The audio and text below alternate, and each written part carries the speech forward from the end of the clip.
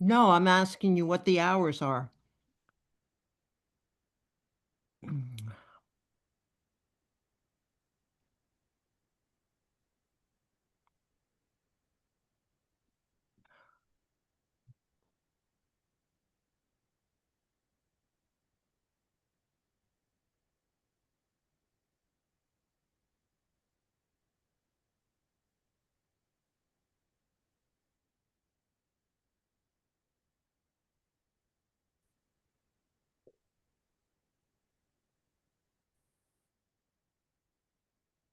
Yes.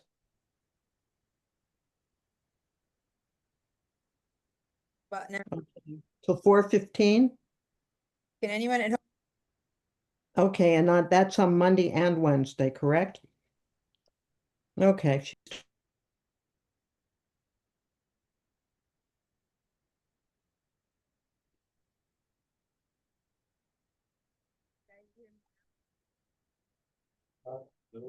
Can you guys hear me now?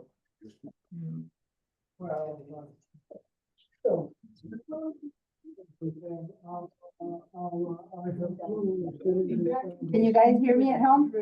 Now, yes. Yes.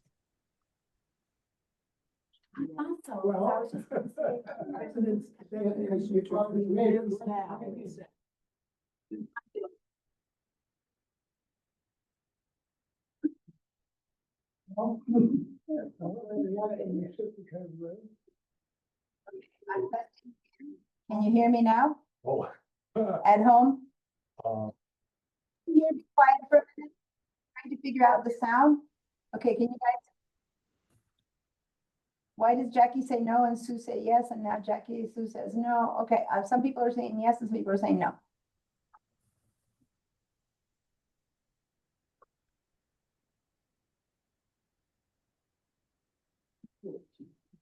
Okay, that was me testing the microphone, not the microphone, me. Can you hear me now?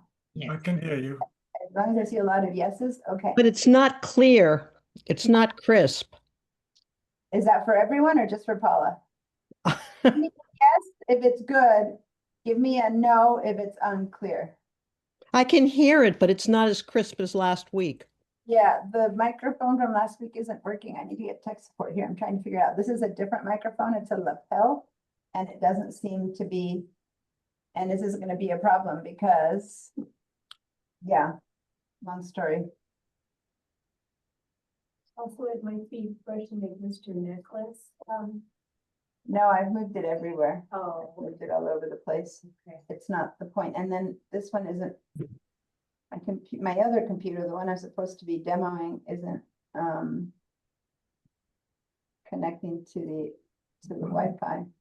And if it doesn't connect to Wi-Fi, then I can't feature this one. Sorry, I came in here early, but since there was a fire drill today, all the people were supposed to be gone, and there was a bunch of people who are setting up a class that's starting next week.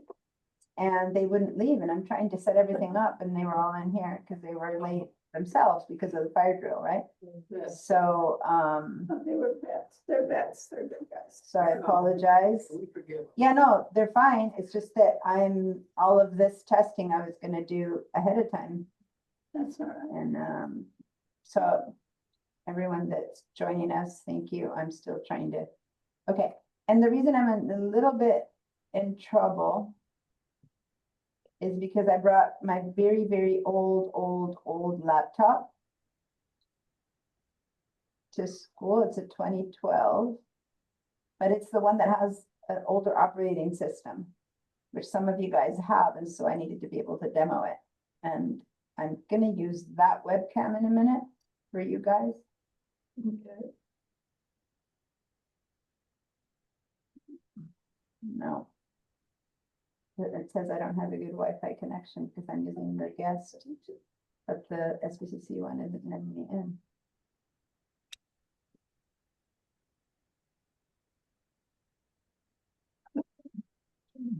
Here I was really trying to, No rent. It's like having a boat. Enjoy the home ownership. Absolutely. hmm, I keep thinking about, gee, you know, maybe a con, maybe a. Yeah. No place is perfect. Anyway, No, because then we're gonna depend on. somebody else coming. Okay, I think it's now connecting to the right Wi-Fi. Okay, let's see if it now lets me start it. Okay, Valverde, and wait this like 5 to 6 years, so. sort of Futurizing ourselves. Yeah. But everything really said, we said, we don't want you to be anything. We don't want you to stand out ladder. That's what I said. Your wife says, "Hey, I don't Yeah, we want you to handle anything dangerous like a hammer. But they're one of okay. Can you hear me now? I've got so many different, Not through your microphone. No. okay, give me a second here.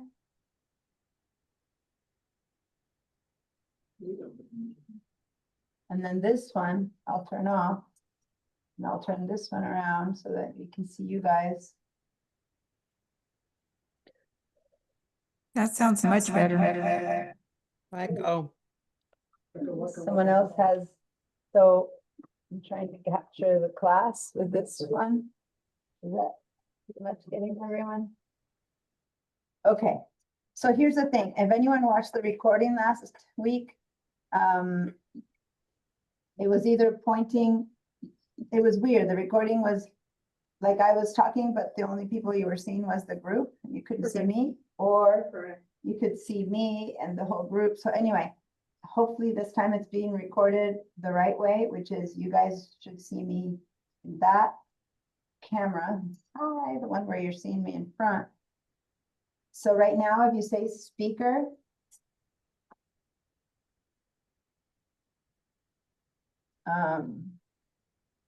yeah, something, the right camera, this is not, this will be the host. Okay, well, let's hope that works. I'm explaining, since I have two cameras going, I'm having to explain which one is the one that allows people in, which will be this one, which is kind of tiny, but that'll work.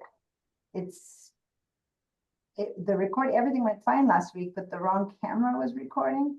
So now by having it this way, maybe the right camera will record. I don't know. I'll give it a try. It's beyond what you guys need to know. It's just necessary for me to understand how to run this. Okay, can you guys still see me? All right. And then if I walk, let me go to the back of the room, and everyone at home, can you still hear me?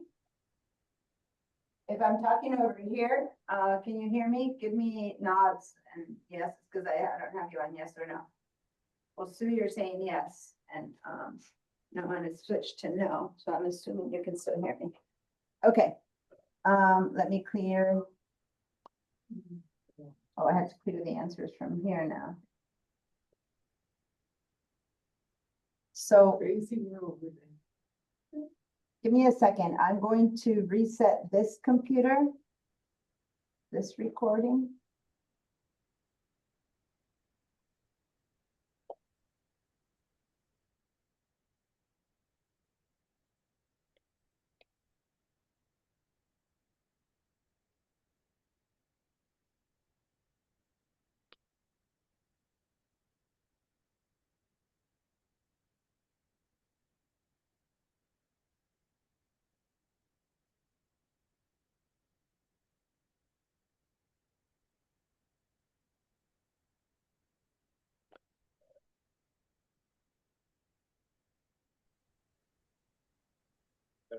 Your desktop's on laptop. Okay, so hopefully the way I set it up right now, Your laptop. the right camera is recording. We'll see. That's all I can say is we'll see. All right. Is it possible to up the volume? Who's speaking? Paula again? Paula again. Can you turn up the volume? Be your computer because everyone else is fine. Can you turn up the volume on your computer? Because I'm not sure how to do it. okay, so what's that? There's on your keyboard, if you look at the top row of your keys, everyone just check it if you don't know about volume.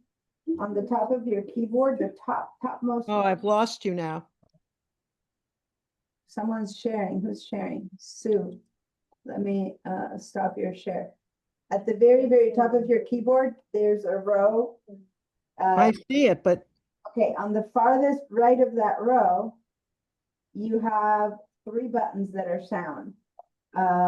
It looks like a little, it's the F10, F11, and F12. So the F12, I'm pushing on it, but it's not moving. then I don't know what to say. That's, everyone else can hear me, right? Well, Diana, can you turn up your volume on your mic? I just did, and everyone here is getting deaf. It's so hard. That's true.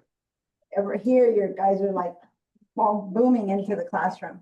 So- Why is your microphone got a red line through it? It's muted. They're getting louder, you're not. Yeah, so let me They're bring this getting louder, down. we're not. Because I have sound coming from this computer, not from that one, because the mic wasn't working. Let me try again the mic. Because right now your mic's not working in the room. Guys, the mic from last week isn't working. I put another mic on and it stopped working. So let me see if I can get the new one to work. For now, we're just, oh, what's I that? have a question. Is your iCloud now functioning the way you want it to? I don't know. There Let has me been check. a And I'm having a change. lot of issues with mic. I haven't even started my class because the mic isn't working. So let me check. Let me check.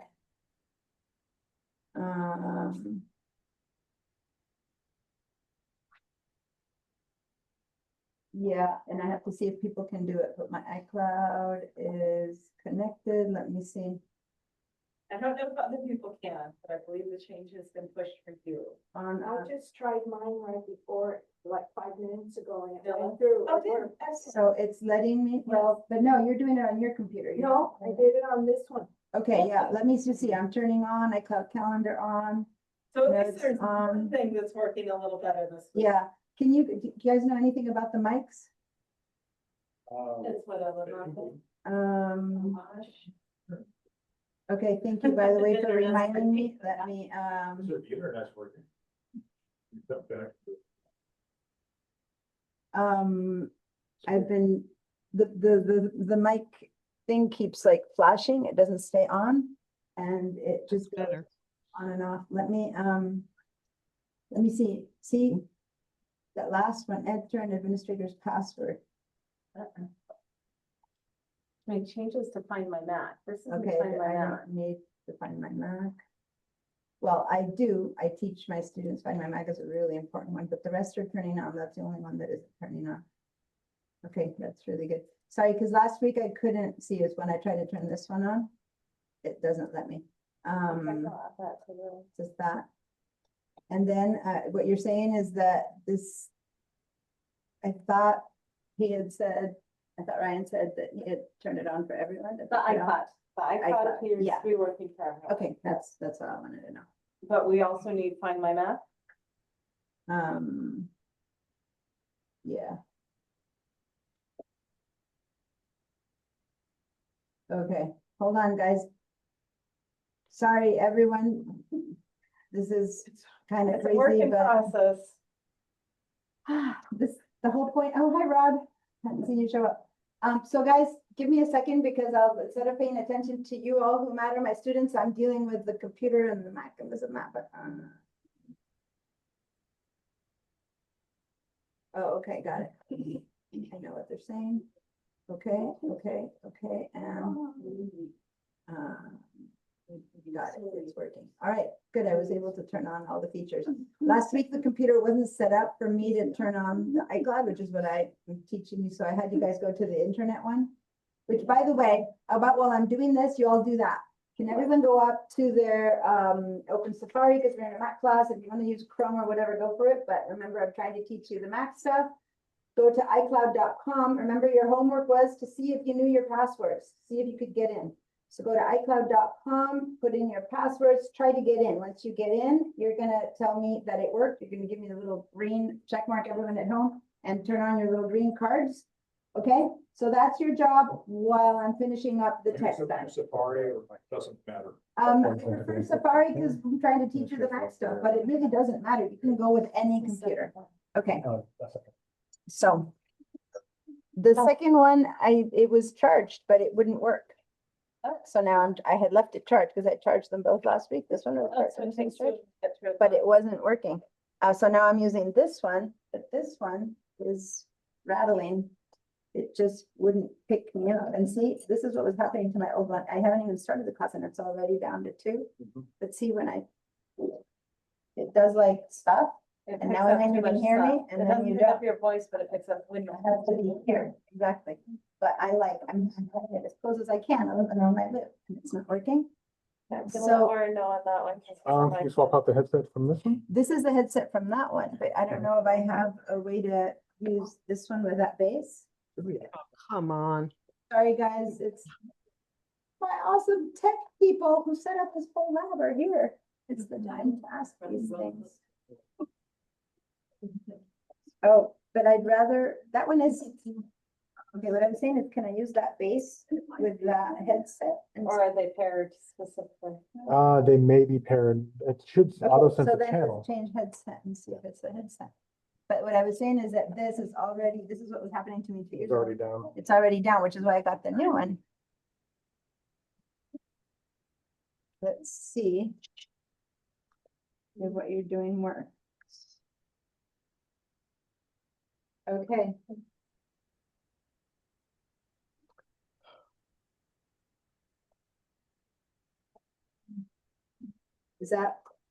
Can anyone hear me? At home? Okay, let me clear your answers, you guys. So at home, if you can hear me well, give me a yes if at home you can hear me well.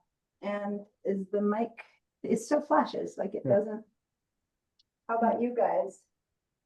It's not doing the, again, I just put it on top of, it's the same, it's almost like the base is what's wrong, because this worked beautifully last week. Yeah, either the base or the cable itself is having an issue. It seems like it's this base because, okay, now I think you guys can hear the microphone a bit, right? No, unless I put it right in front of me. But if I put it in front of me, what was happening That's is, better. when I walked up to you last week, I could hold it up here and then people at home could hear you. But if I do it this way, let me see, let me try back here. Can you say something, Maud? I can get the icon. Okay, did anyone at home hear Maud? I love my password. Yes, I can hear her. I hear you better than I hear her. It's better than nothing. Well, then as long as this thing lasts. Yeah, I'd make sure that's screwed down tightly just so that the Yeah, flat I did, connection I is not screwed it down. beyond But that. why is that flat? It didn't flash before. Anyway, okay. Well, maybe it's let's flashing give it a because try. it's on, I'm not sure. Or Yeah. on pause. I don't remember it flashed, What happens but when you anyway. Push the button with your mic. It either goes on or it either goes off or it It starts toggles flashing. on or off. Yeah. This is gonna die in, when you guys stop hearing me, tell me, because this problem with this base is it has very little battery, and that base I had charged them both. The What base kind was of fine. connector? Is it USB-C? So, Is it a USB-C connector? for charging them? Yeah. Yeah, no, this one is so here. Good. Yes, Oh, that's the micro. old mic, okay. Yeah, micro USB. Micro USB, I didn't remember the name for that. I'll see if I have something lying around that you could sort of attach to that. All right, it's good as it's gonna get. We're up and running. So, thank you so much, Sarah. Cross your fingers. Yeah, cross everything. I sent him a message about the mic. Trying, do we have the wedgie? We used to have a wedge there for the door. We don't have it anymore? They're looking at getting that barcode or. Like a little box or Somebody left they're missing here and remember back. I asked already for a little shell menu. Just get on iPhone. That was, we were gonna.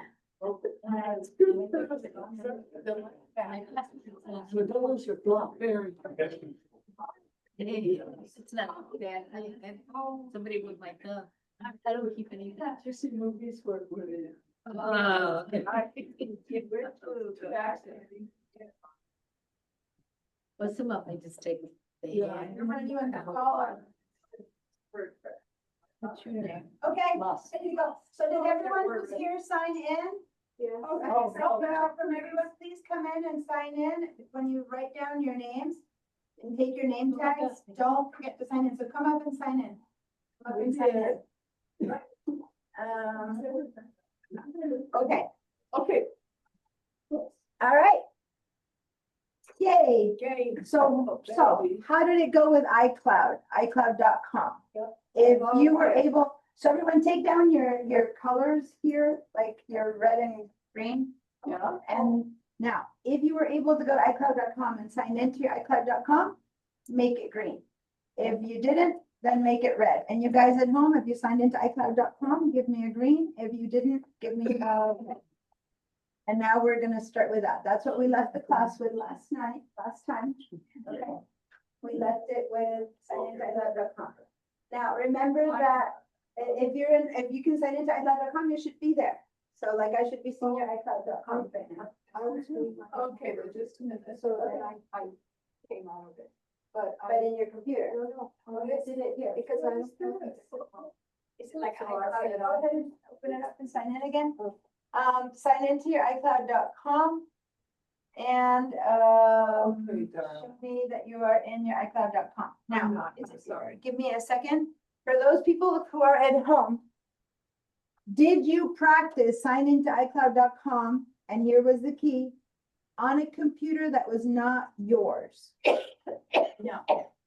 Okay, so by the way, I just noticed that there were so many tech things happening that I never really said hi to everyone. Let me just calm down and start.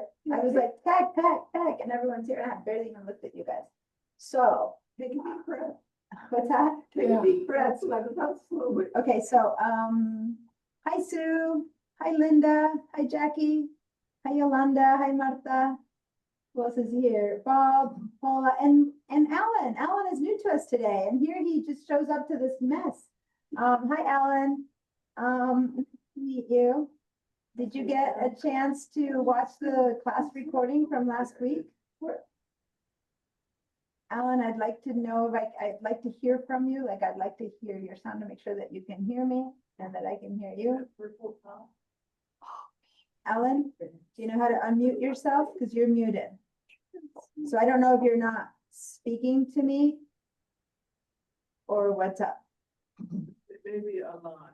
Okay, so Alan, if you can hear me calling your names, go ahead and unmute yourself, because if you're speaking, since I don't see video and I don't see sound, then I don't know if you're there. Okay, you might not be there. And then everyone else, go to the chat and sign in, and here's the chat. Good afternoon, I just said in the chat. So that place where you just saw something appear that says good afternoon, that's the chat. Go ahead and give me a little sign in on that one. Now, I'm going to, I'm looking at the people at home, and I'm seeing a lot of reds. The reds means that you did not try it on a separate computer, right? On one of No. yours. I went, can I speak? Yeah, yeah. I wait. I went to Apple Uh-huh. and I signed in and there was no problem But you went on what computer? on my laptop. Okay, so that's fine-ish. And let me remind you again, what's up with iCloud.com is that if you are left without your computer, without your phone, say that your trip to Paris, trip to your daughter in Ventura, for goodness sake, you left your computer at home and you brought your phone, but your phone crashed, died, or was stolen, right? And now you need people's phone numbers. Now you need to call someone for help. You need your ticket. Say you are still in Paris, not in Ventura. How do you get to all your information? It's there in iCloud.com. You just need to access iCloud.com. And that's the thing. you need to be able to get to any computer in the world, the hotel's computer, your daughter's computer, and open a browser, any browser, and go to iCloud.com, and it'll say, well, who are you? And you'll say, oh, I'm this person, and you put in your Apple account, because you know it. And it goes, prove it to me, give me your password, and you put in your password, and then it lets you in. But the problem is, if you haven't tested that, if you do it on your own computer, of course it's gonna let you in. Your computer knows you are you. Does that make sense? So I want you guys to do this homework. Maybe between here and Wednesday, it's too soon, but certainly between today and next Monday, find yourselves in front of someone else's computer and say, excuse me, I need to do a test for my class. Go to iCloud.com, sign in, and see if you can sign in. You really need to know your password. If you don't, then you need to initiate the whole recovery of your password situation so that next time you can. Does that make sense why I am particularly talking to the people at home or anyone here who has tried it just on your own computer? And that's why here, you can all go to the school laptop, the desktop. Those of you who are using your computers, you need to try this on the school's computer, okay? You need to go to the school's computer, go to Safari, iCloud.com, and try to enter that way. Does that make sense? Yes.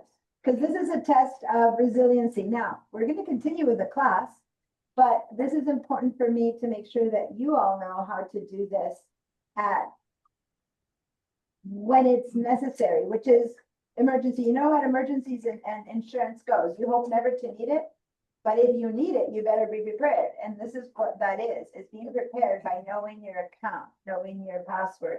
Does that make sense to everyone? Yes. I'm going to clear your answers now.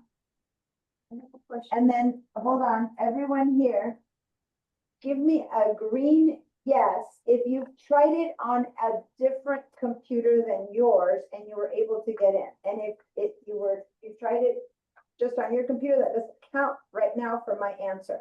So give me a no if all you've done is tried it on your computer. If you tried it on a computer that doesn't know you and it worked, give me a yes, okay? And then we're gonna see greens and yeses and then count. So you guys at home, everyone, I need a green yes if you've tried it on a separate computer, and a no, even if it worked on your own. If you have not tried it on a separate computer, no, okay? Hopefully I'm being clear about that.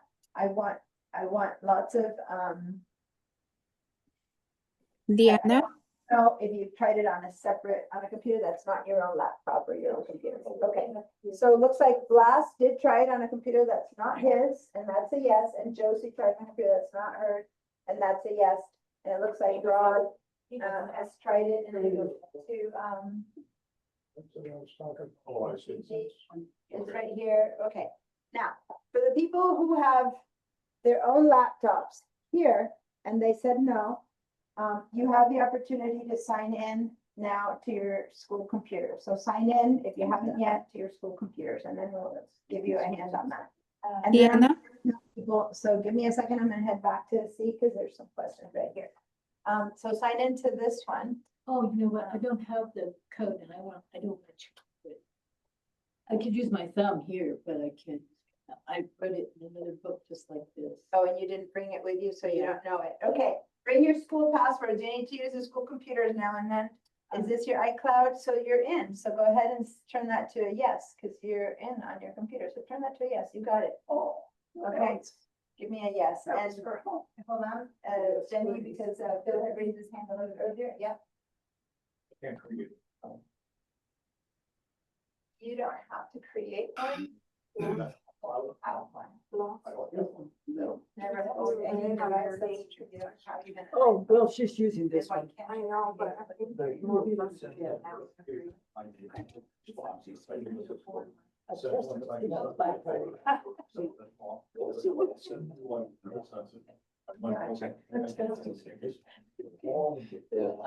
It's your here. Yes. The brief. Awesome. But not 100%. Well, then. Take a little corner off.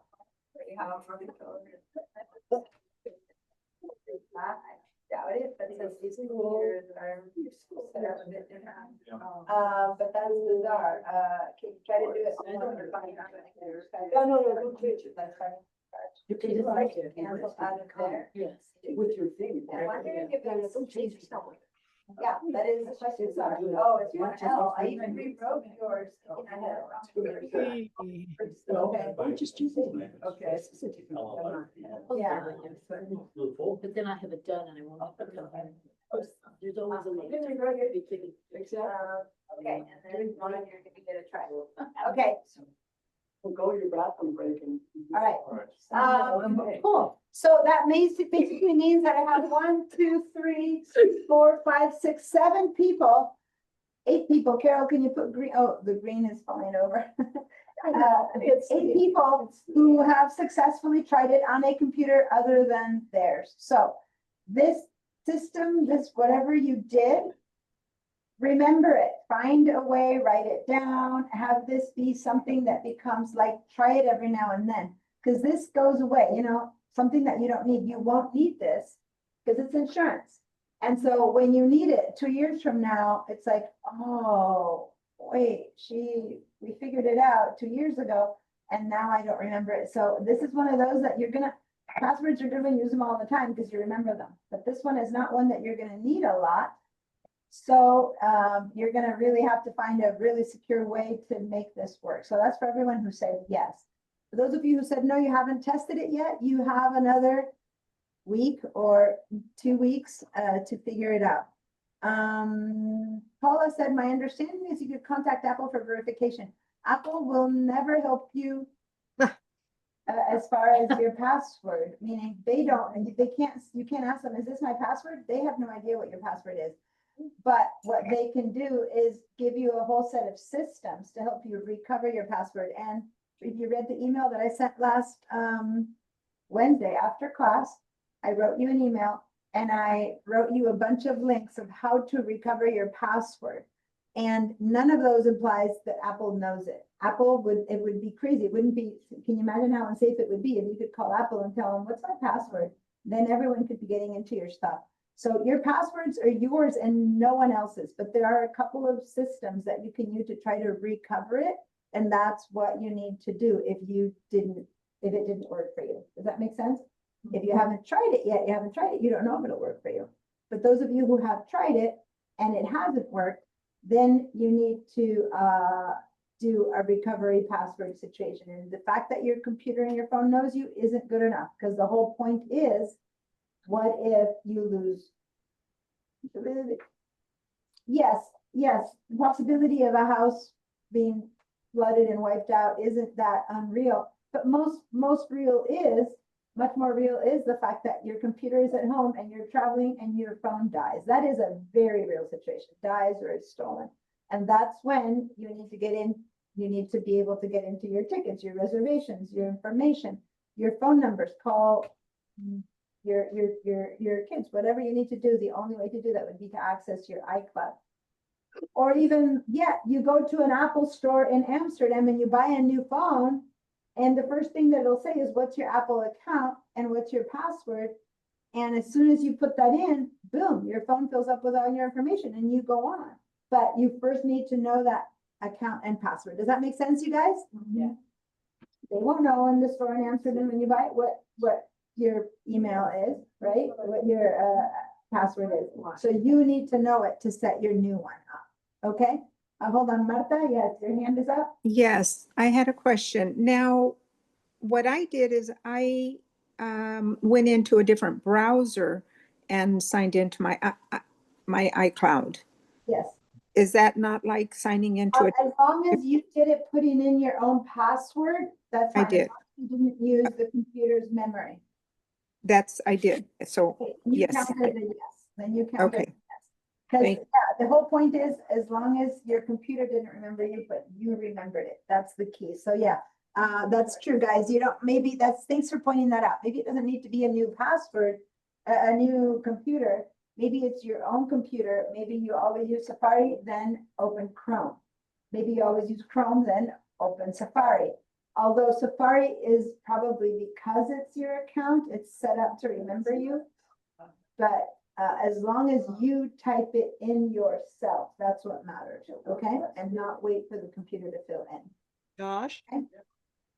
All right, so now let me clear everyone's answers. We're done with that portion. Now, for those of you who did go in,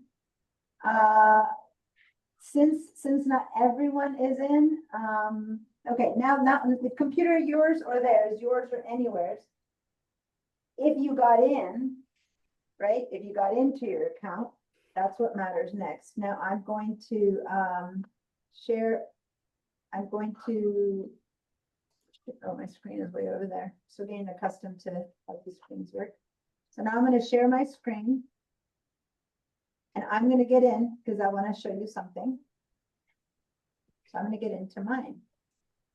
So I'm going to go to iCloud.com.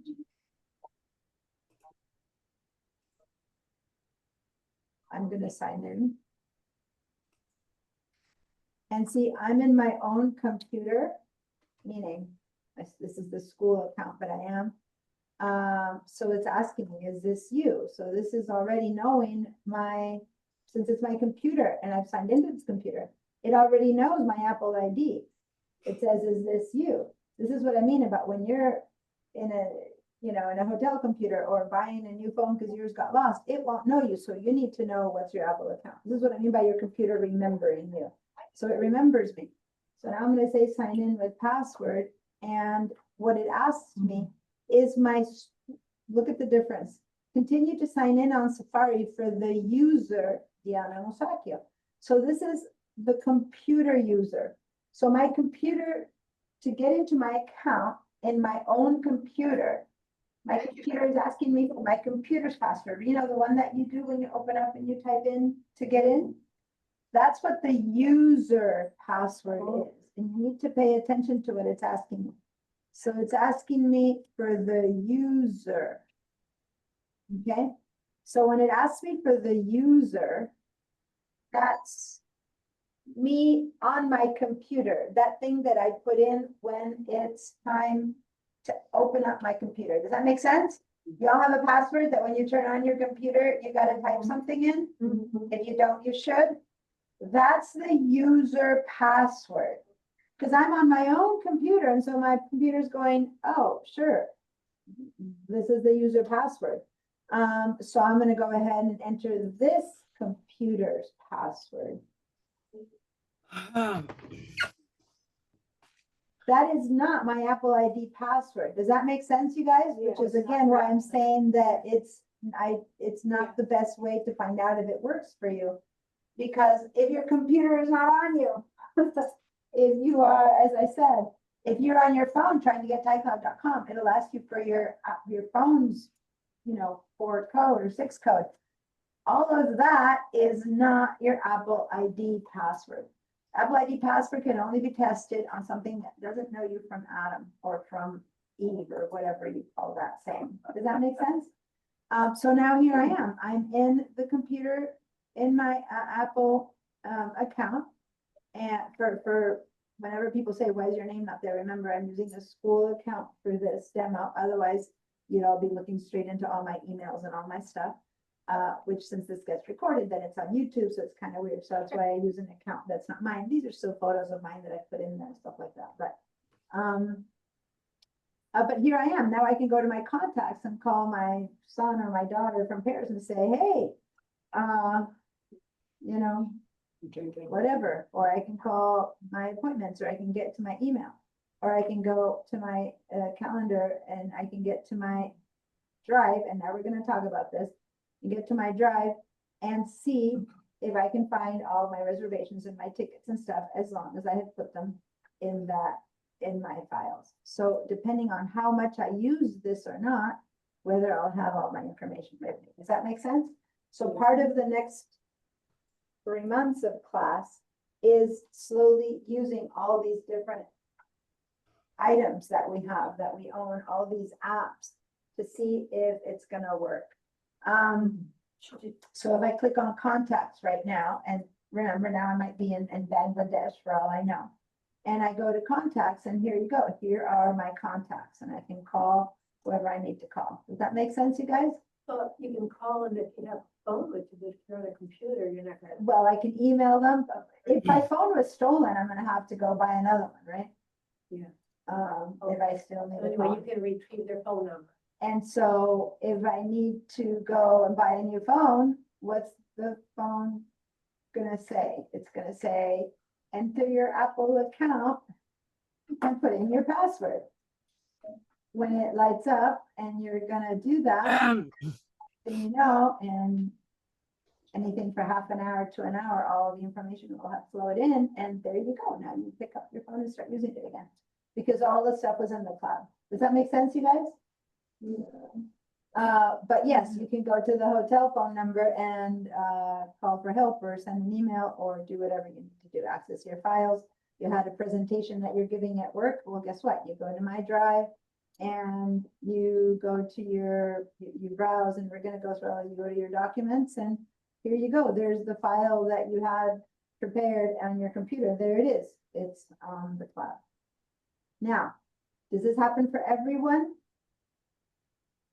No, it only happens for the people who have allowed all their files to be saved in the cloud. So that again is all the conversation we're going to have right now. But I do want us to find out, and let's all find out if this is how it is. So everyone go to the cloud. So everyone got to the cloud somehow, at home, at work, everyone is in the cloud right now, right? Martha, is that a new question, or did I forget to bring down your hand? This is a new question. Okay. I believe most of my contacts, if not all, are saved under Yahoo. How do I import those into the iCloud? Okay, that's a good point. We're actually going to be talking about this.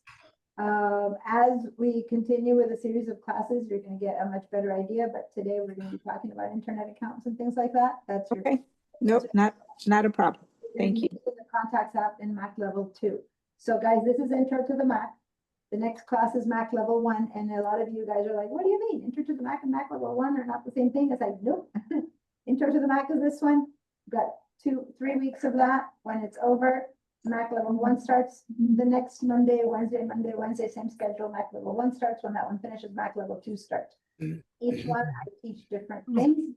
So this one is the whole system settings, upgrades, updates, passwords, accounts, how to handle your computer basic stuff and more advanced stuff.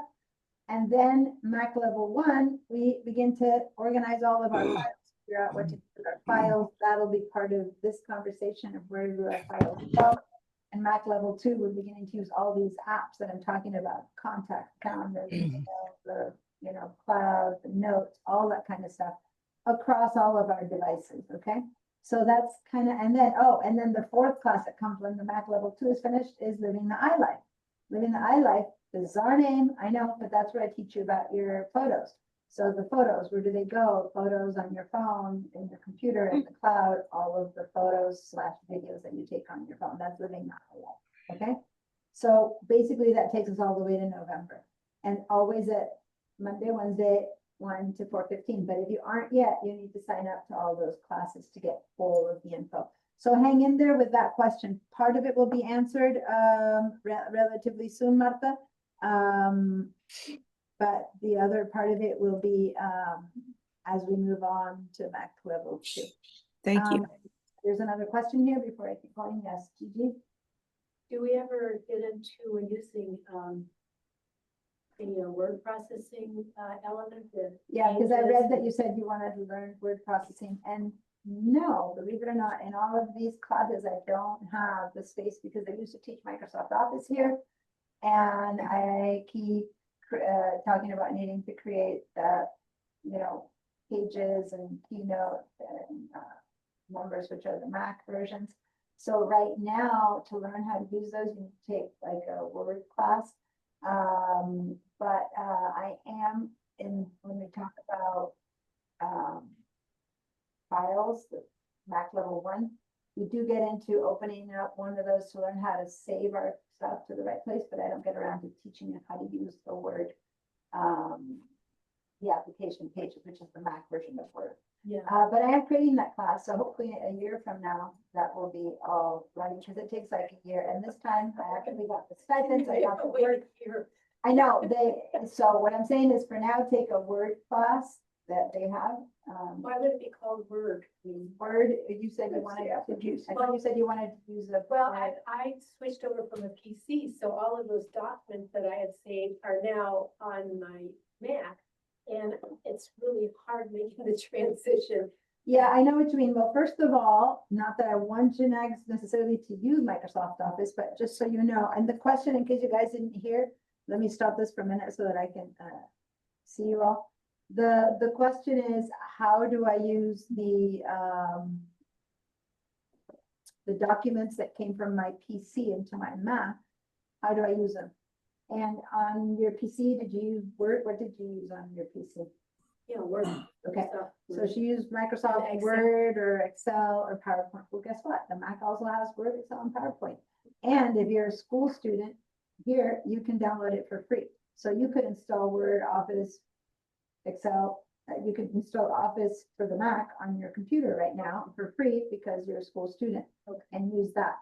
But caveat, it's true that the Mac has its own, you know, pages, numbers, and keyword, which are great applications. And so the question is how to use those. And that's what I'm saying, that when I used to teach the Office class, there was a Office for the Mac. And I would teach that, and then I would teach people how to use the equivalent pages, Excel, and numbers. But I haven't been slated to teach that one this semester. So unless I teach it next semester, but now they're slating those classes in the PC room, so it's a bit harder. We're trying to negotiate with that. So basically, I'm trying to create a class that's just that. The problem is I have to have enough students, and since 20 is the minimum, I have to have 20 students that are wanting to learn pages, numbers, and keywords, or it doesn't run. And so that's why it's a bit harder to get those classes to fill. But anyway, yeah, hopefully I can create a whole series of Mac classes that have like a follow through, and that people will keep going through and say, okay, now I want to learn how to use pages, numbers, and keywords. And that's what that's part of the work that I'm not teaching this semester, is those courses. Thank you. But it's great. There's so many courses I want to create, but I can't have 5 or 7 interested students. I need to have a minimum of 20. And it's hard enough to get 20 in these classes. So it's been really hard. So here's my plea to everyone. Tell people about these classes. When I first wrote, Blas was in this class and he's like, oh, okay. And he got his wife in, and I said, you talked to a neighbor. That's what you need to do. Not like fake telling, just really get people interested in that these are good classes. And if you're having trouble, a lot of people, you know, above a certain age, when in the workforce, they weren't using it daily, just aren't that comfortable. And to be able to really communicate with your family, your friends, your grandkids, all that stuff, there's so much there. Just tell people about them. And if they go, oh, I'm just not good at computers, you hear people saying that, oh, well, I know a way that you can get more comfortable with computers. And there's these awesome free classes, right, that you can do from home or from school. Like, really tell people about them. I constantly, people are like, what do you teach? And I'm like, what? Free classes at City College? I didn't know. Like, they don't know about these classes. So talk, word of mouth. All right, let's continue with the class. Yes. I have this question having to do with the iCloud. When you ask about going to a different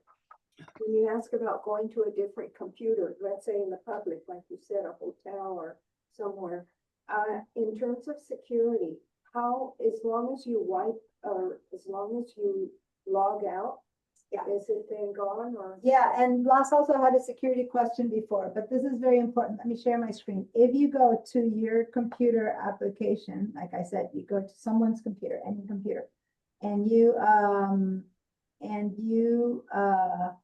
sign into your iCloud, this is your personal information now. It's everything that you have on your phone, on your computer.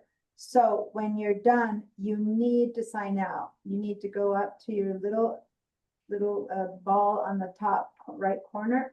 Don't yet, we're still here, and then say sign out. So if you're in a hotel or if you're in someone else's house, that said, if after a while of not using it, I don't know exactly how long, it kind of self signs out. But I'm not sure how long that is. And if someone else comes and sits, you know, if it's a hotel office area and they sit in there right after you, they probably soon enough, or if you go to the public library and sign in to get help from Phil or from Bob, if you leave it signed in, it'll stay signed in for a certain amount of time, right? Yes, Phil? Does Apple have a clear history or clear web browsing button? Yeah. So But the for whole peop- point is, For people who are really concerned about security and what happens on a computer that's not yours, at least with a PC, what I do is I say sign out and then also go into clear history. that's true. So if you are in Safari, when you're saying Apple, in this case, let me get the whole desktop. So when you are in Safari and Chrome in any browser, it remembers where you were last. And so there's always going to be a choice up at the top for history. And at the very bottom, you can say clear history. That said, and let me just clarify, as long as you've signed out, watch, I'm going to sign out right now, even though that wasn't the idea, I've signed out. So even if in my history, I can go back in now to, if someone now sits behind me and didn't clear history and goes to my iCloud.com and signs in, because that's where I was just at, that doesn't give them the password. The important thing is to sign out, right? Because they'll come to this page where they have to still sign in and know your stuff. So both are very important, but even if I say that I was signed in, let me sign in again. Give me a second.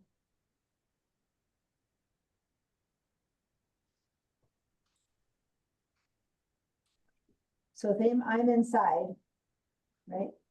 And if I don't sign out of my account, this is all my personal information. If I go ahead and say clear history, and it says for the last hour, forever, say that I say all my history, clear all my history forever, like nothing, but it doesn't know anything about me. See how I'm, right? So I've cleared all my history. It kind of signed me out. It doesn't always necessarily do that. But if I go back to history, there's nowhere they can't see what I was doing. So it's a second level of privacy. They can't see that you went to your bank, because even if you say that you probably should never do this on a public computer to go to your bank account, but say that's the computer you have and you went to your bank account. Even if you've signed out in the history, they would be able to see, oh, her bank is Bank of America. I don't know that it matters that they can do much as long as you keep signing out of everything, but ideally you'd also do your history. Now, I'm not assuming a lot of you guys will be on a public computer anytime soon. It'll be in case of emergency, just like your Apple ID, right? Most people have their own computers and they only get to on when they're at home. But if you're ever in a situation where you need to use a public computer or a friend's computer for your personal stuff, don't just clear history, because maybe they might want their history. Just sign out, because some people use that history for being able to find things again. So be careful when you're like at your friend's house. Don't just like really clear their history, because some people really use their history. Yes. The other question that Bob had asked me earlier and last week, and I told him to ask in class, was this about the security of Apple? I had another question. Oh, it's a different question. Okay, so Well, the question I asked last week is, how secure is iCloud? Can people hack into it Mhm. and get your information, like they hack into hospitals and whatnot? So how secure is it but that was your question from yesterday. I was about to address, but you had a question right now. today? So if I went down and I saw clear history, I would be not until right now, but prior, I would have been afraid to push that button, because I'm thinking clear history. Is that erasing all my data? It's just clearing that. It just, no, exactly. You know how at first they gave me the choice to clear last hour or clear everything? It just is a history. In essence, I cleared it, which I kind of don't usually do in class because I want to demo my history. But anyway, I already did. Let me go to a couple of places. Let me go to weather.com. Okay, so now I've gone to weather.com. Now let me go to, I don't know, the bbc.com. Then let me go to amazon.com. Let me go to nationalgeographic.com. Okay, so I've just gone to 5 or 6 different places, right? If I go to oh, you guys are not seeing that. Hold on. I need to share my screen. So you didn't see me, but I just really quickly ran through a whole bunch of different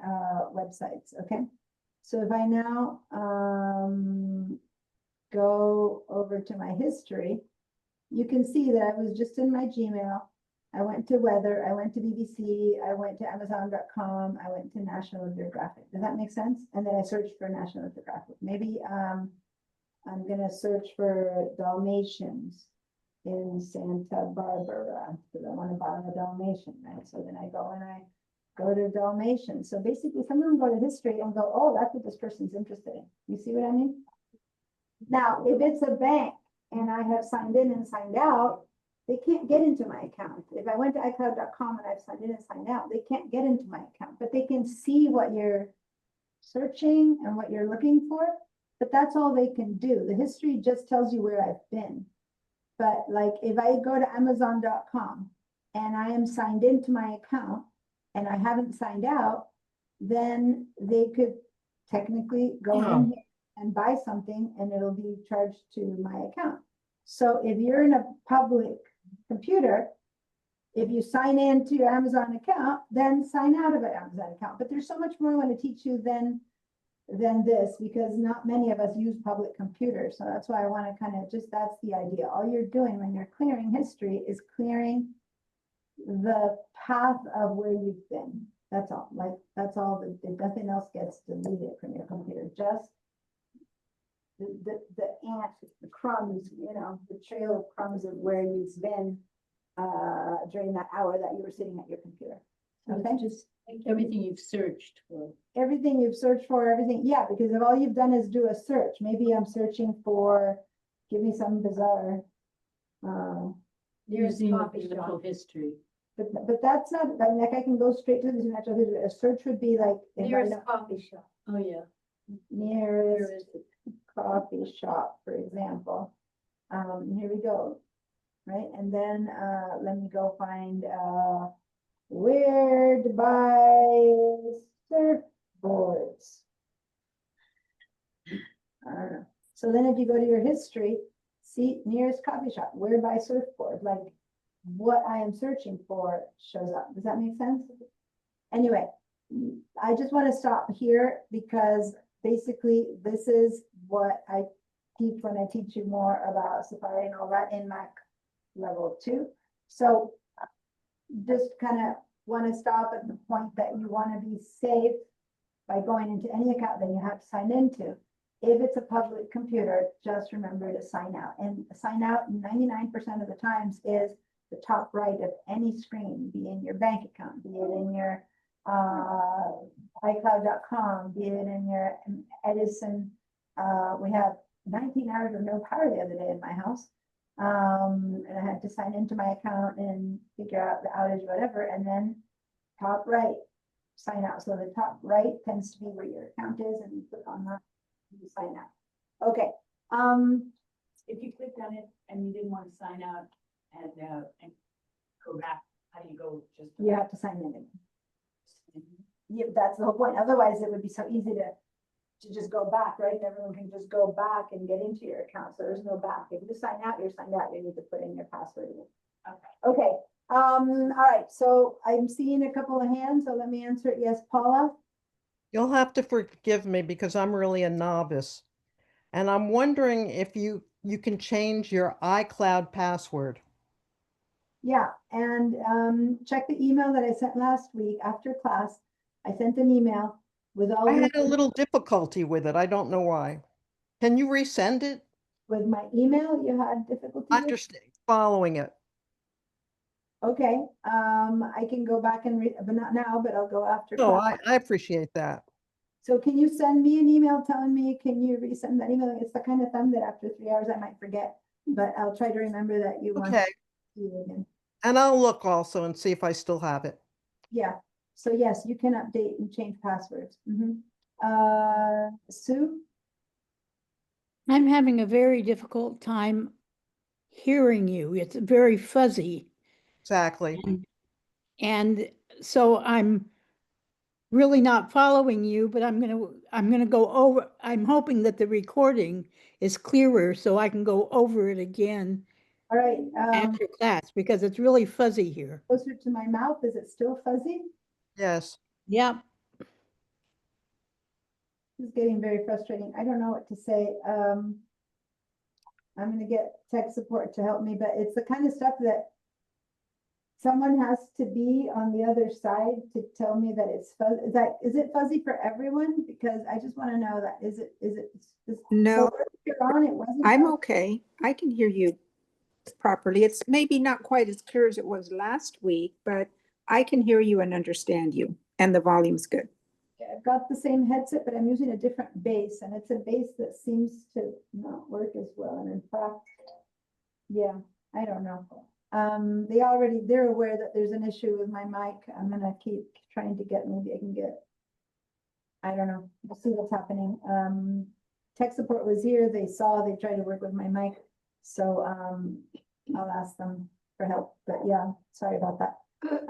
Before I had no mic, I can also have no mic and just kind of yell. But the problem is when I go back there, which I haven't done yet because we're just talking right now, and that's why I want to move on. But anyway, Sue, that was that your question about the hearing me, or was there a question? No, that was it. I just saying, I can hear you, but it's so hard for me to hear you distinctly that I can't follow you fast enough to see what you're doing. So I do that agree. recording. Try it without a mic. No. That's not.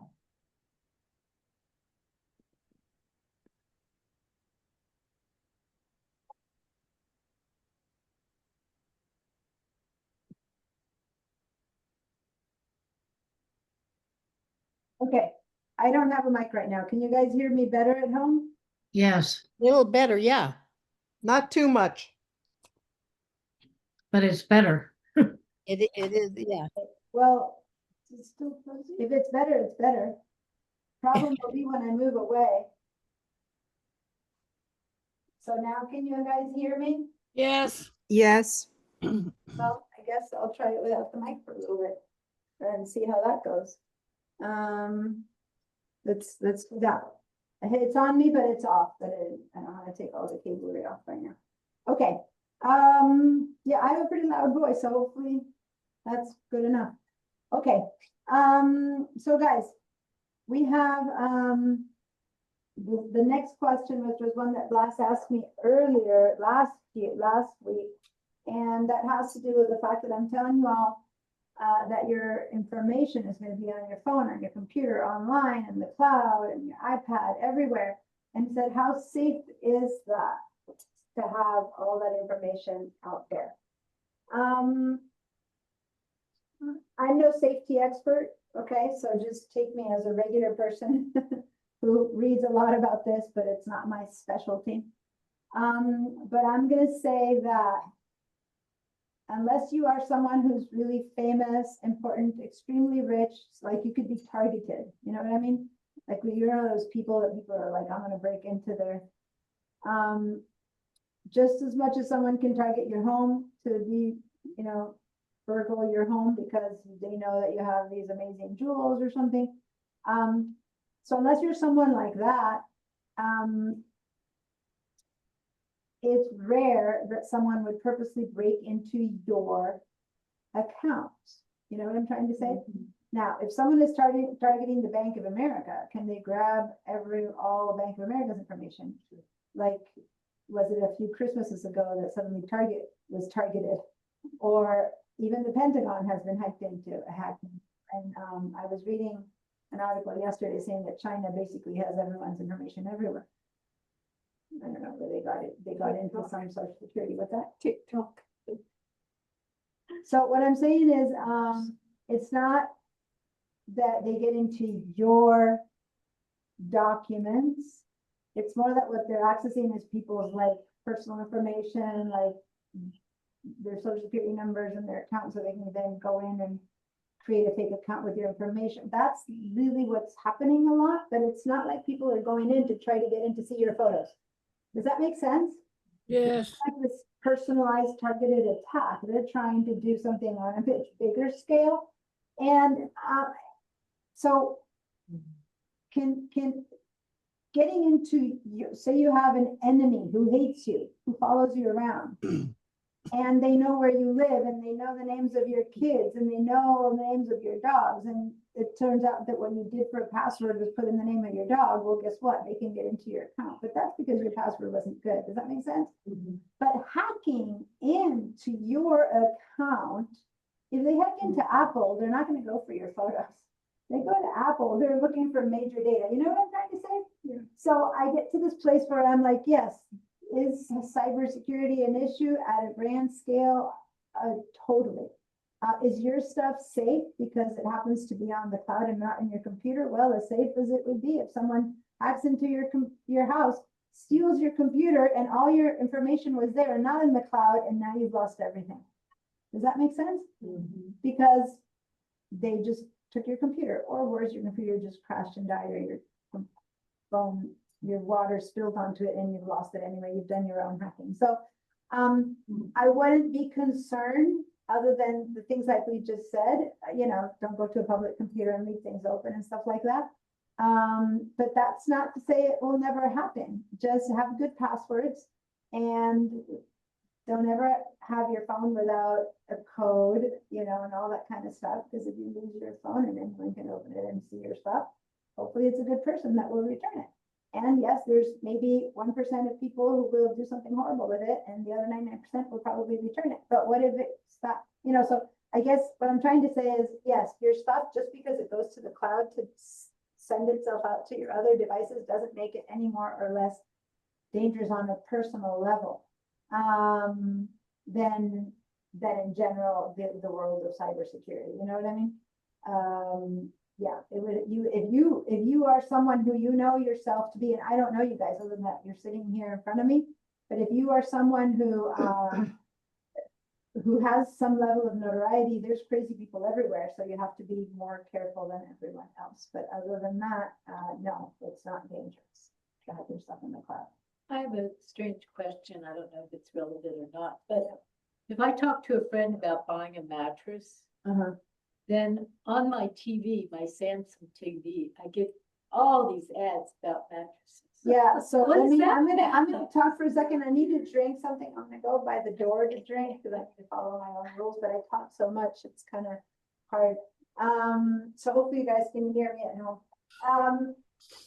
The question is that basically, does the computer listen to you and follow you around and know what you're saying?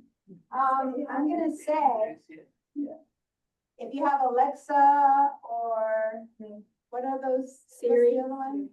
Siri? Yeah, it's on my phone. I do have people have Siri, but there's Alexa and then there's another Google assistant. That are more well known than Siri. What are the two? One is Alexa and another one is? I don't know. Yeah, Siri. Yeah, anyway. they don't like each other. Anyway, those things.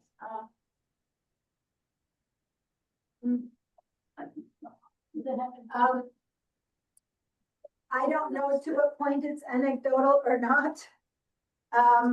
But when you put in a search on your computer, Dalmatians, it stays there in the history. When you say, Alexa, find me Dalmatians to buy, that's a search, right? And so yes, it's Alexa doing it or it's Siri doing it, but it's a search. So in a way that is technically registered somewhere as a search. Does the computer use it to then start sending you pictures of Dalmatians? Certainly, if you go online and to Google and type Dalmatians, you will start seeing Dalmatians everywhere. There's no question.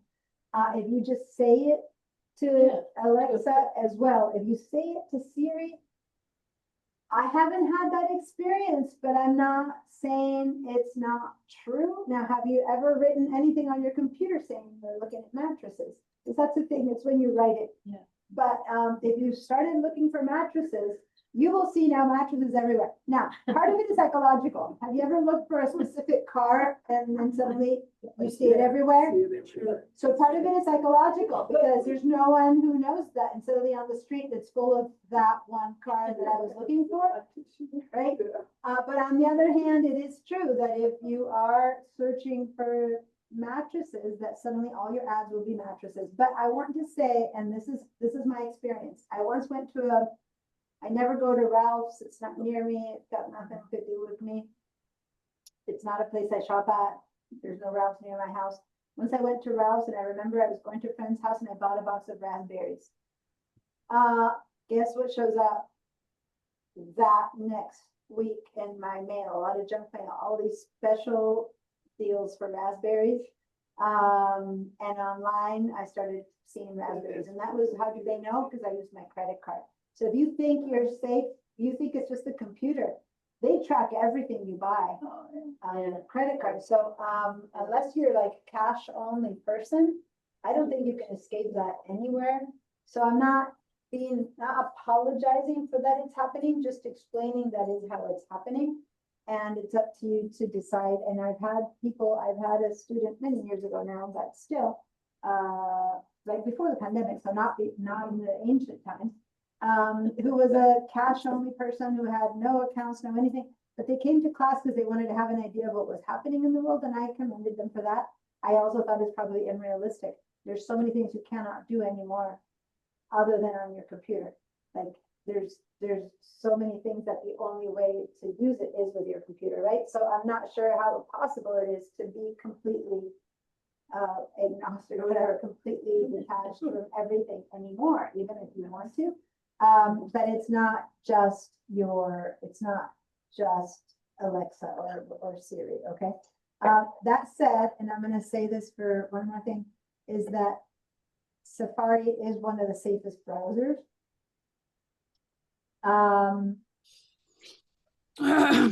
Google, the company Google, is one of the most invasive, and the way they make money, and not as I'm not saying that as a conspiracy theorist, it's just that that's their business model. They make money off of your data, right?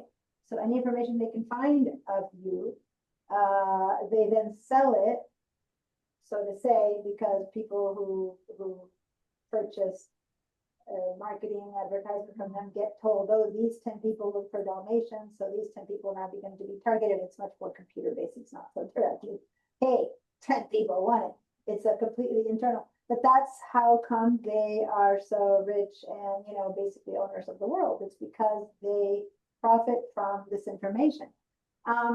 So Safari, Apple, on the other hand, profits from selling their computers. So they have established a browser that is much, much, much more secure than Chrome is. Firefox is also quite secure. If you want absolute secure, there's others, DuckDuckGo, I think it's called, or something like that. But of all the general browsers, if you use Chrome, it's like, forget it. Everyone out there in the world of commercial is going to know everything you do, no matter what, because that's their economic, that's their system, right? So when you go and use one of these other browsers that I mentioned, and Safari made a point, it had to distinguish itself some way or another, and it made a point, Apple made a point quite a few years ago. It took a stand to say what we're going to do is be as secure as we can and as safe as we can. And you have to opt in to have your information taken. And if you go to like, you start a new browser, it stops privacy report and it tells you how many people have been trying to track you and all that kind of stuff. So I'm going to teach you more about that. But basically, if I would recommend, if you can, if you're Mac people, use Safari, right? And then if ever you want to, at least during class, use Safari, get accustomed to it, because you've used Chrome all your life. Try something else. And if you really love the one that you have and you don't want to change, then don't change. But if you find that, hey, this is just as good, it is way more protective of your information than anything else. That's why when you say Siri and Alexa and you put them on the same level, I'm like, well, not really. Not really at all. Siri is way, way more private than Alexa is. I mean, to magnitude of points, which is in a way also why maybe it's a little bit less useful. As in, companies around the world connect to Alexa. It's like you can say, Alexa, turn on my lights, Alexa, turn on my dishwasher, Alexa, do this, Alexa, do that, because all these companies bought into that thing. But now the entire world knows with dishwasher, people who get all this information, the dishwasher that you have, when with your cycles, when you turn it on and off and that kind of stuff, which matters only to them because they'll know to sell you one that works really well at night and it's quiet because they notice that you wash your dishes at night, that kind of thing. Not because they know exactly who you are and where you live. So it's not a personal level information. Does that make sense? Yeah. But definitely, so many products, you can't say Siri, turn on my dishwasher. Because they do it through Google because they're the monster. Does that make sense? Like, as in the size. That's a question that I have, since I have Gmail, Mhm. then it seems like now I mean, Google is, they're all over me. Is it possible to survive without Google at all, but no, I'm using So the Gmail? question for those of you at home, can you live without Google? Can you not have Gmail at all?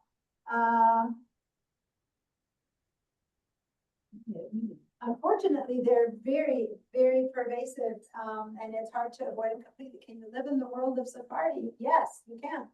Do you need to have well, if you're a student here, Pipeline is a Gmail account. So you're already there. We're there.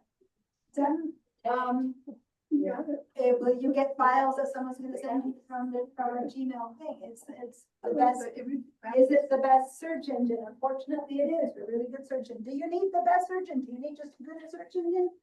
Look at Safari. If you go right now to Safari and try to use your search, it'll say search or enter your website name. That's a Google search. It's Google powering it, unless you change that.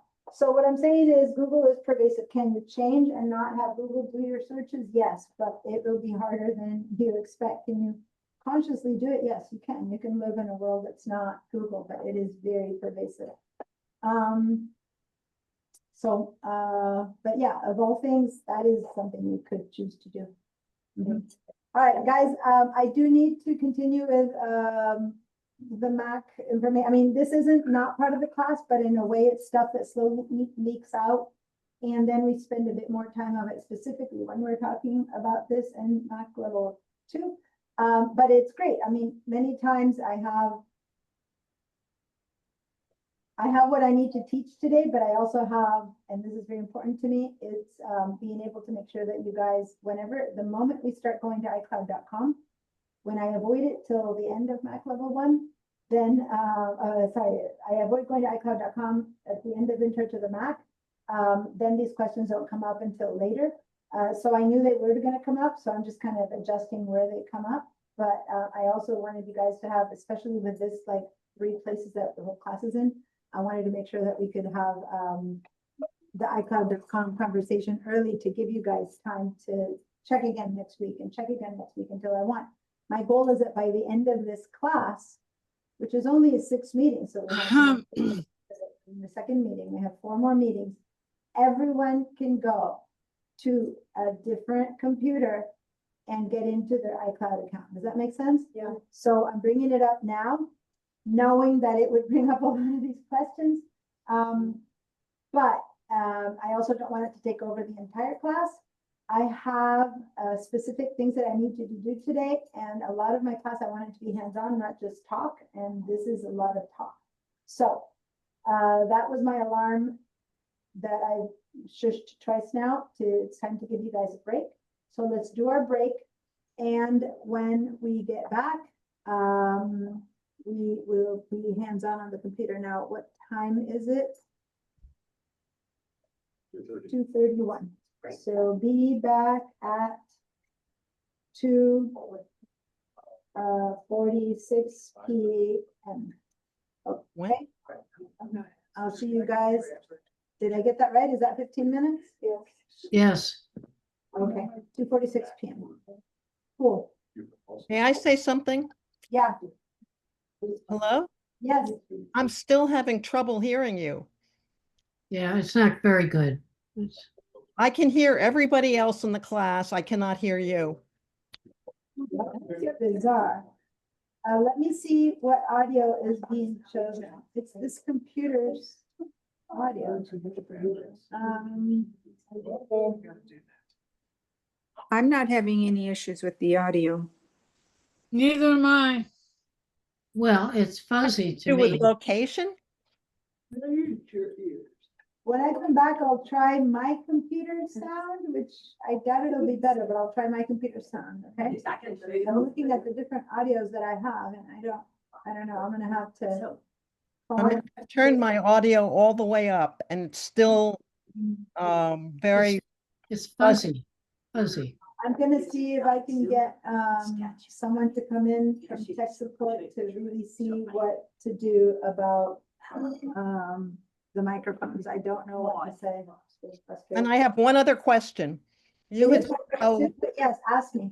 you had said Google is, you're very vulnerable. Okay, I that's a question for class. That's not a question for grade. So can you hold on to that, write it down and ask me when I come back? Okay, yeah. Thanks. Real quick. I asked my was asking landlord if I Come on, girls. Are you hungry?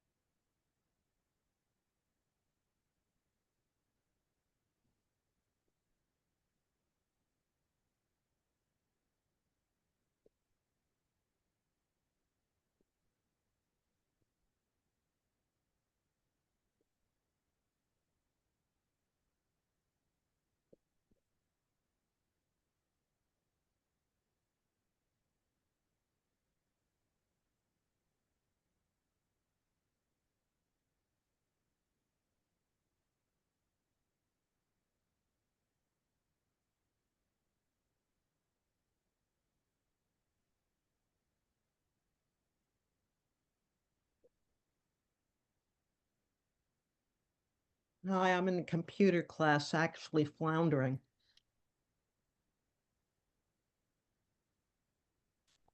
Yeah, but class hasn't started again. I'll move away.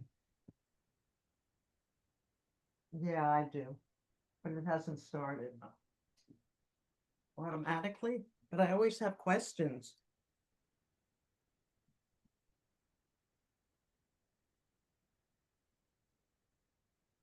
Okay. Paula, we can all hear you. You're not muted.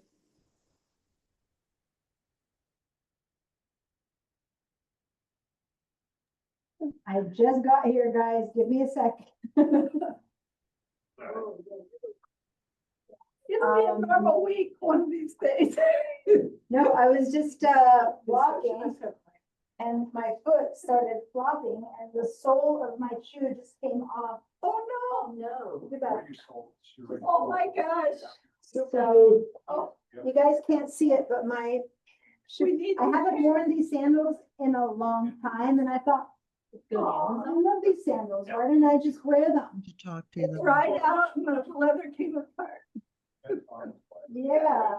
And I was like, God, they're so comfy too, and it's so hot. Gorilla And Glue. it was- What's that? Yeah, is there a shoe store? No. Gorilla There Glue. is. Yeah, no, I'll put some shoe glue on it. The whole point is that now it'll be harder to move around without tripping over and stuff. Yeah, well, Well, it's the a carpet's clean new, carpet. you go barefoot. Yeah. I guess I could do Yeah. it. And I'm a barefoot person. Believe it or not, I'm not American. I'm from Argentina. And I don't know if you guys know about this, but, in general Hispanics, but in particular Argentinians too. We don't do barefoot. You Oh, no? Americans are Oh my weird. Chanclas, I chanclas. feel barefoot It's so all tactile. the time. Yeah, so we don't do barefoot. You're gonna get sick if you're out going around barefoot everywhere, you know. When you grow up like. bad. I have to remind you, Argentina is a. Come on.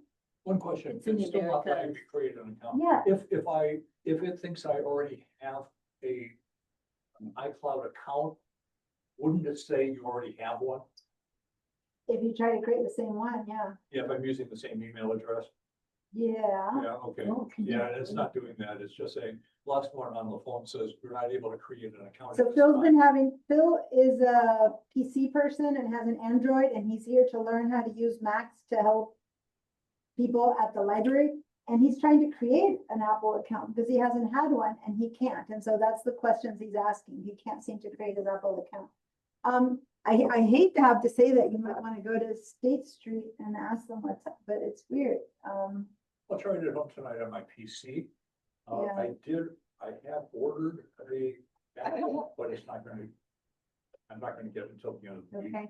Maybe if I try it out And there. by the way, I finally bought myself a new computer, guys. I'm so excited. Oh, good. My computer has been dying a slow death for eons and I've been waiting. And I decided to go much lower scale on the price that I was going to, because the Mac Minis now are phenomenal. So I went ahead and bought myself a Mac Mini. And I'm gonna spend more on a really nice monitor for it, so very excited, but it'll be 2 weeks, so I'll show my baby off whenever it's here. But anyway, I'm excited. But you said that you bought yourself a computer and we had talked about that last week, so what did you end up choosing? Sorry, What did you end up choosing? What did you buy? it's a 2018 or 2019 MacBook Pro that is running support. I'm sorry, I don't know, you guys shouldn't have noticed this, but does anyone have some tissues? I do. Can I have some? I just did what I told you never to do. Spill water on your computer? Oh, Do you want- Same level. so glad it was out here. I was, We have all these witnesses. oh my God, I didn't think it was. Read your right again. Oh my God. I just, yes, this, I was closing it and it spilled. That's the whole point. And I had it where? Here, Same level. instead of here. It's Yeah. like, Jesus, it happens to the best of us. Well, Not we that I'm don't best. say Everybody raise your right hand. Thank you so much. We do solemnly swear we won't Diana, see if someone sells one of those thin clear gel skins to go over your keyboard. That's true. Actually, my son uses those. I have them on my iMac and for my MacBook Pro. Where's that? Barbara, I don't see you. Oh, hang on. It's okay. No, I don't need to see. I thought you were showing. Okay. Yeah, no, I was saying, Can you pick it up? if it's a super new item, they might not have a gel skin out for it yet, but I searched for a gel skin. They're fantastic. Yeah, my son has them. It's like, imagine a little tiny thin silicone, very thin. It's just the shape of your keyboard. You have to be exactly for your keyboard. And you put it on top and it protects it. So yeah, my son uses it all the time. I haven't, but I should. I always have coffee sitting next to my keyboard, and since I got the skin, I haven't spilled the coffee, but You know, I said I was gonna try the sound from my computer. This is a very old laptop. I highly doubt the sound is any better, but let me give.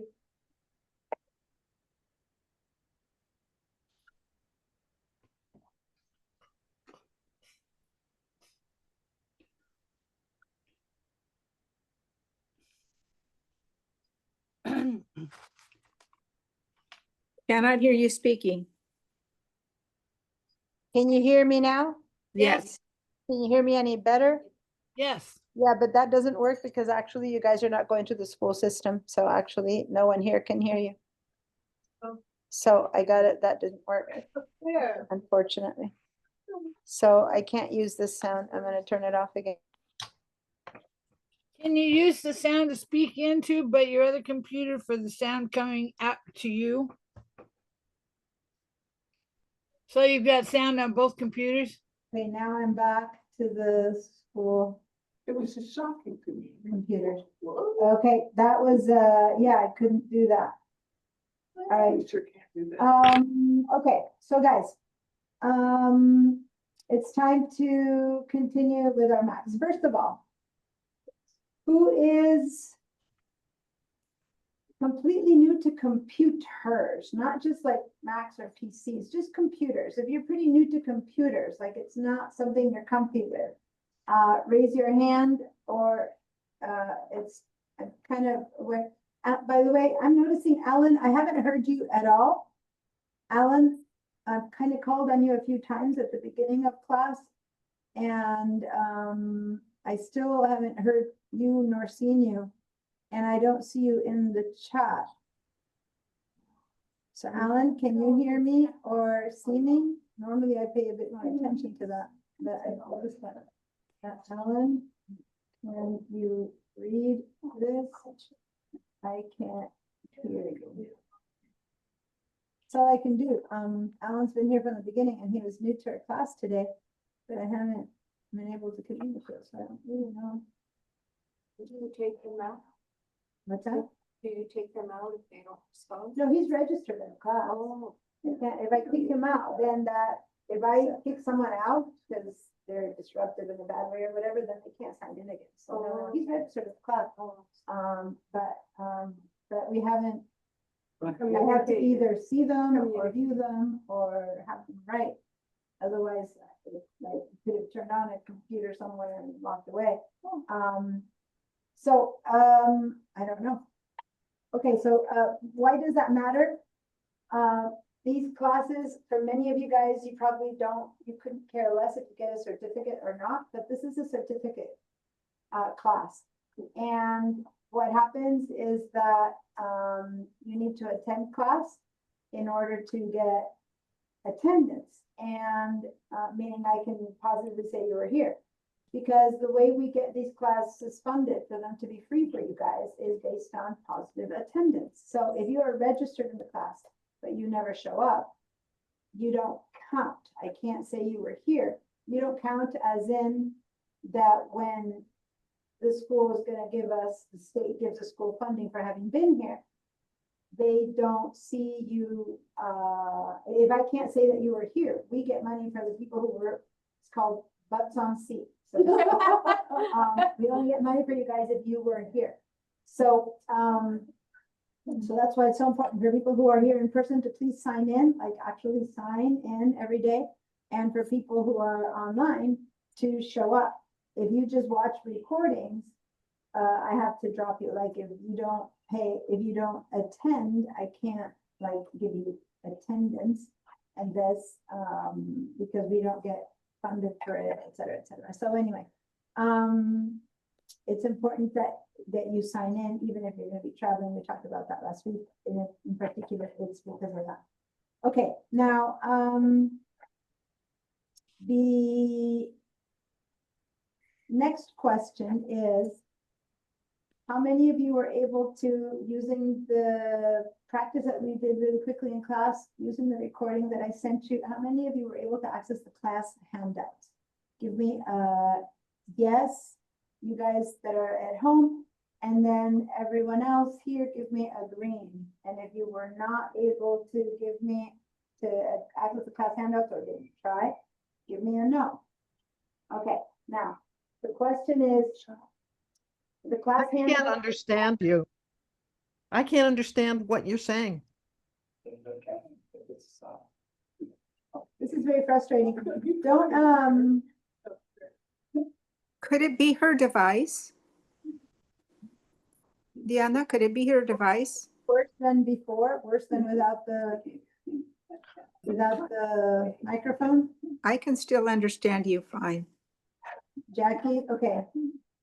Barbara, so is it basically Sue and Paula are having issues? I haven't tried.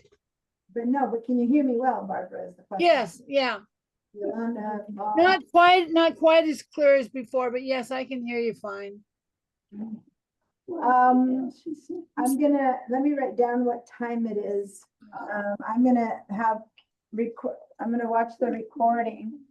How It's many people can't hear? only Paula and Sue are having that issue. And you? Paula and Sue. So Maybe it's because we're old. I can hear, but it's fuzzy, so I can't hear you distinctly. So, I can hear what you were saying, especially when you speak, at a decent pace. right. well, it would be helpful if people here were not to speak. I did bring my little bell. Oh, good. To both of you guys to pay attention. No, but this is beyond that. You guys haven't been talking the whole time, and Paula and Sue have a hard time hearing me, and I, other than calling, I'm gonna talk to tech support, tell them what's happening. We're gonna test the room again. There's nothing else I can do right now other than try to speak as clearly as I can, as close to the computer as I can, but that's all I can do right now. So hopefully the recording records me better, and I'm gonna listen to the recording, and that's why I wrote down the time, to see how it works. I did listen to last week's recording and it seemed fine, but I don't remember you complaining about sound last week. Fine. So, Wasn't. see how this is going. I'm gonna try one last time with. There you sound good. Yeah, because I'm right next to the microphone, but I can't, this is way on the other side of the, this isn't. Oh. You can't move the mic.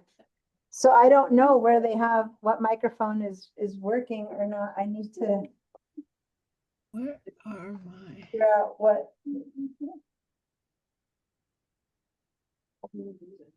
Where did my microphone headset go? Okay, I'm gonna try one more time. There's a microphone that I used last week that didn't work this week. Oh, And let's see. info. iPhone by Monica Garden from iCloud.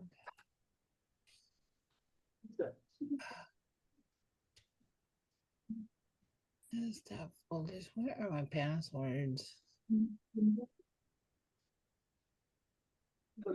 Okay, can you hear me now? Better? Can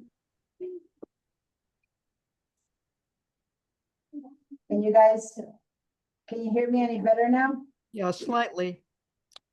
It's Yeah. only slightly. Can Well, you, They set up this last week and this time it's connected. Search for. Okay, all right, so here we go. All right. Now, can you repeat the question, please? microphone, like this time it's microphone for you guys too. Okay, all right, let's keep going. So, when I showed you the iCloud.com, some of you guys might have found your computer files in there and some of you guys might not have found them in there. It all depends on where your files are stored. And for about half of you, I've been finding, it turns out that for about half of you, you still have all your files living strictly on your computer. And for about the other half, your files, they look like in their computer, but they're also in the cloud, thus they're also accessible through your devices. So we're going to spend a bit more time exploring that, not right now, though. First, we're going to spend a little bit more time talking about basically the computer and what happens when you try to use it. Let me share my screen. This is my entire screen, which is pretty big. Let me minimize you guys.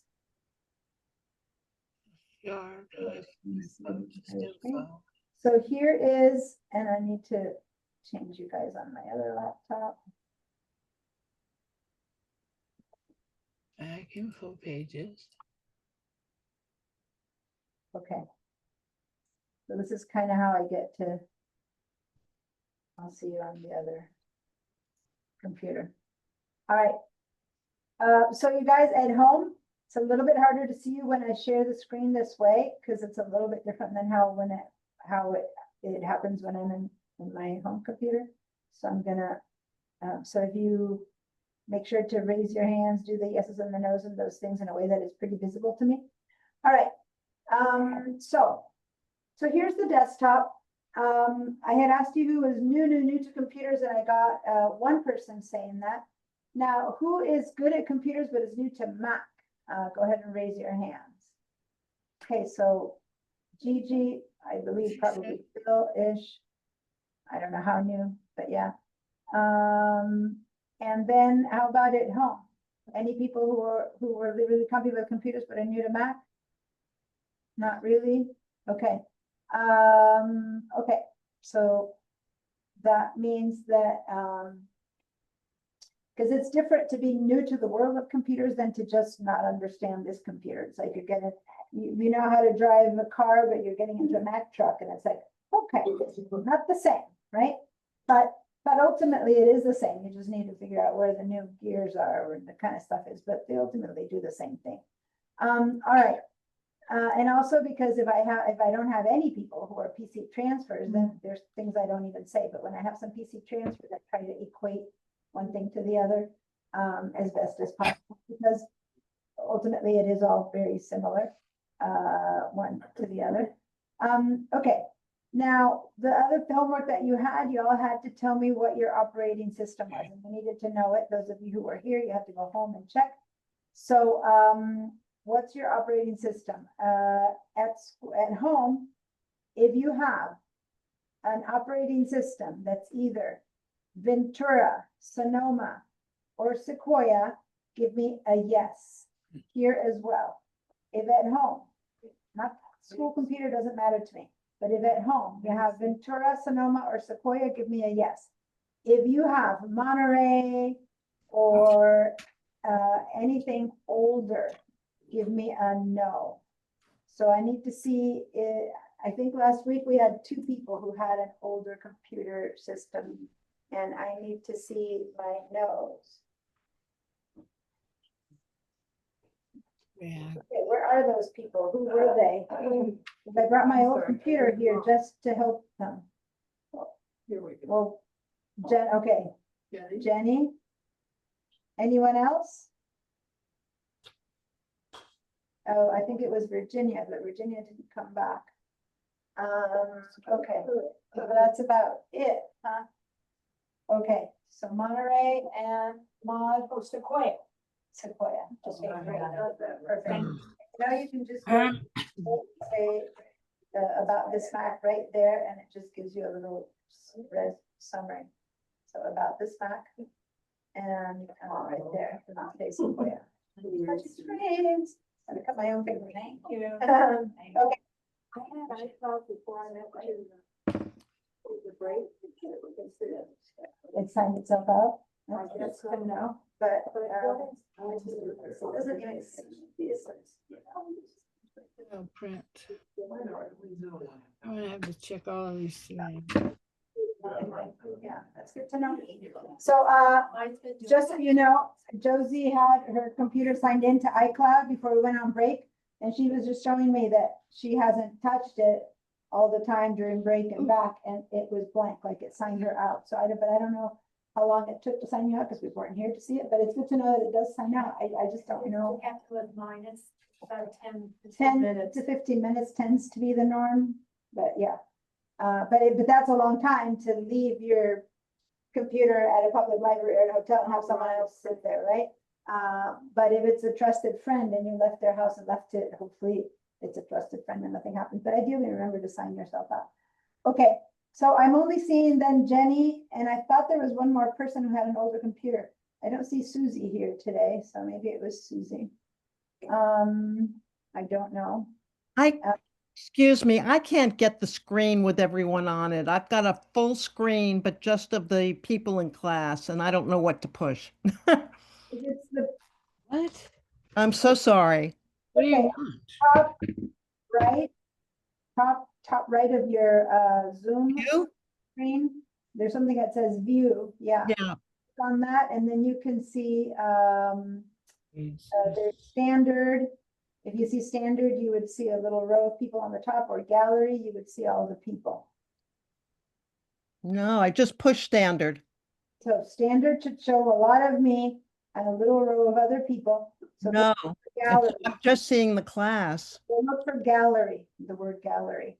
Okay. I think it says side by side gallery or something. Here's side by side. Okay, side by side gallery. Now, the thing is, I'm sharing my screen right now.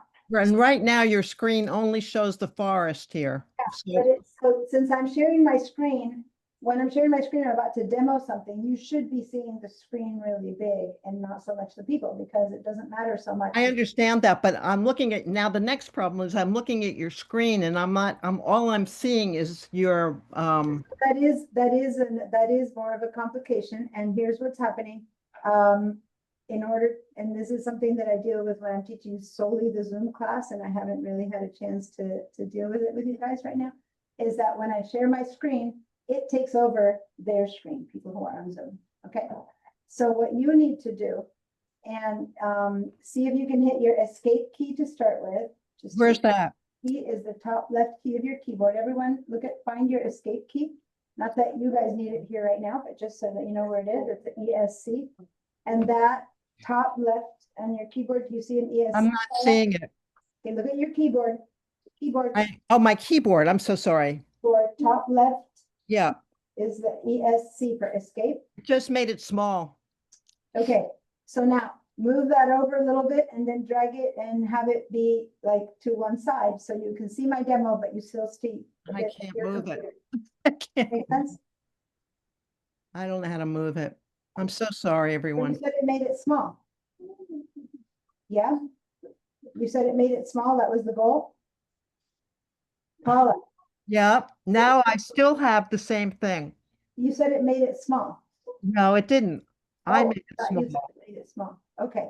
but Because I haven't gotten anything different. I only have Okay. your forest. All right. So the first thing is to hit the escape key. Then you need to grab and move it. So let me show you what that means. And this is not the same because Zoom doesn't share itself, but I'm going to open a window. Everyone, I need you guys to open a Finder window. So how we're going to do that, and this is just to get to the place where I'm going to show you something, Paula, and then you can do it.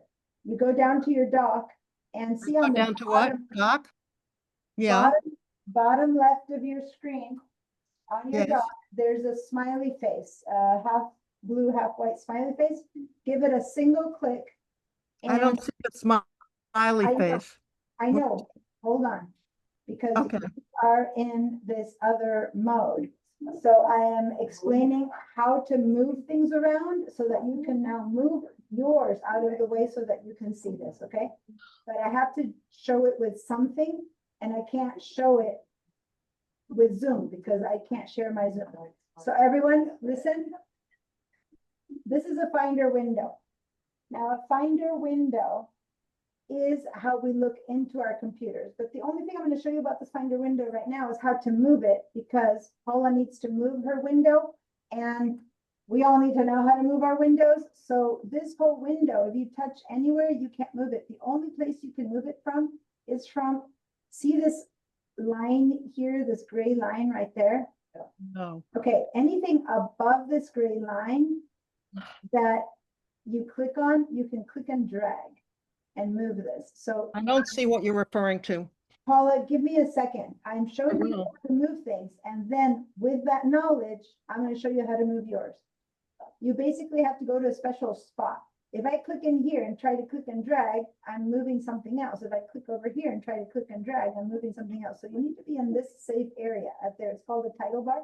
That same part on this side also works. But as soon as you go down lower, then it doesn't work to move it. It's basically, imagine a line going from here to here. Now, you don't want to click on a link to try to, on an icon to try to move it, because an icon does something. So it needs to be some neutral area of the title bar. And then you can move it around. Does that make sense? If everyone was able to do that? Okay. So Paula, this that we just did, click and drag to move, you need to do now, but on your Zoom window. You need to go and find some black area of your Zoom window, right? I can't even find that. Well, right now you have my screen. Let me stop my share for a minute.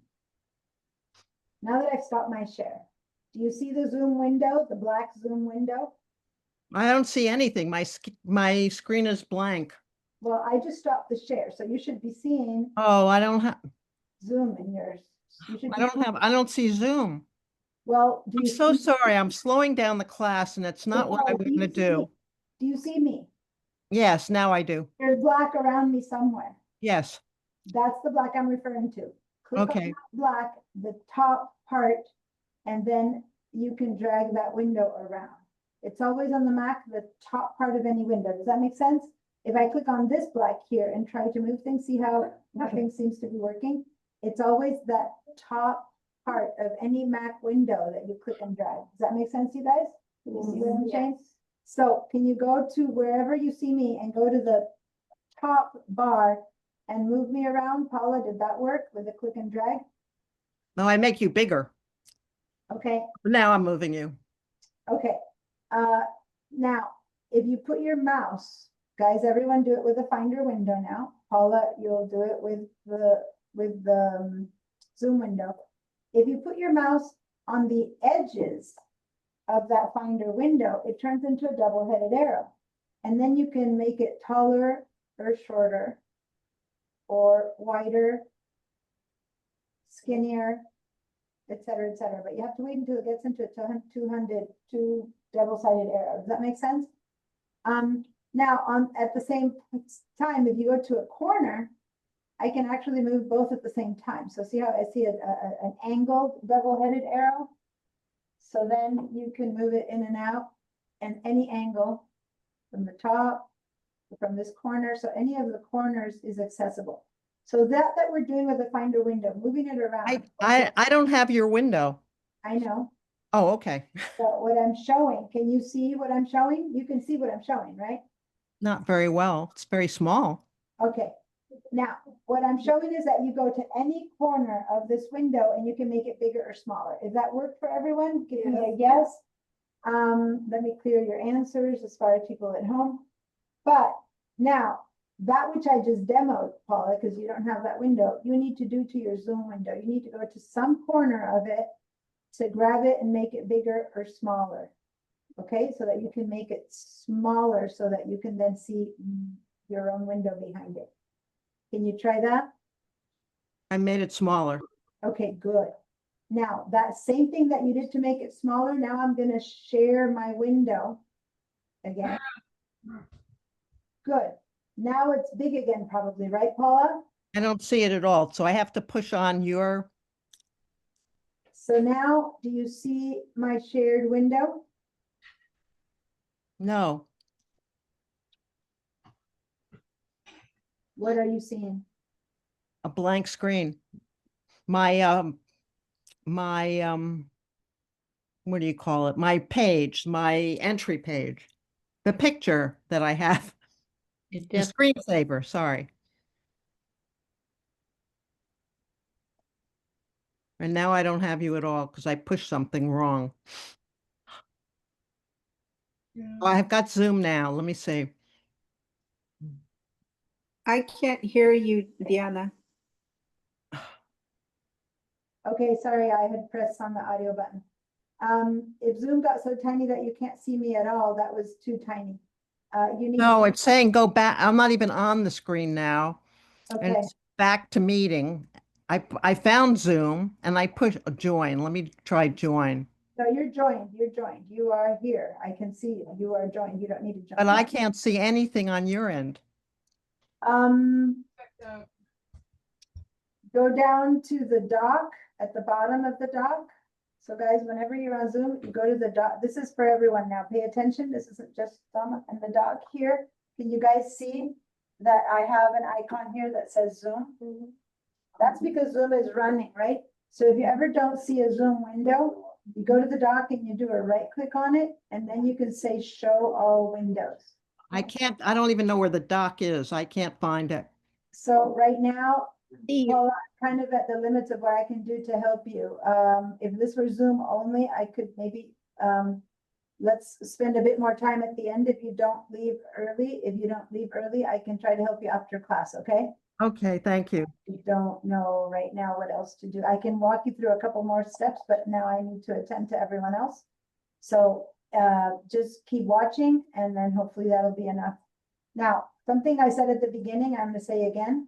If you have another computer or an iPad, an old computer, this is a 2012, as long as it still works, or an iPad, then set yourself up with that to watch me, and then you have my computer. So do you have any other device, Paula, at your house? I've got an iPhone. iPhone's really tiny. Oh, I know. You can't see anything.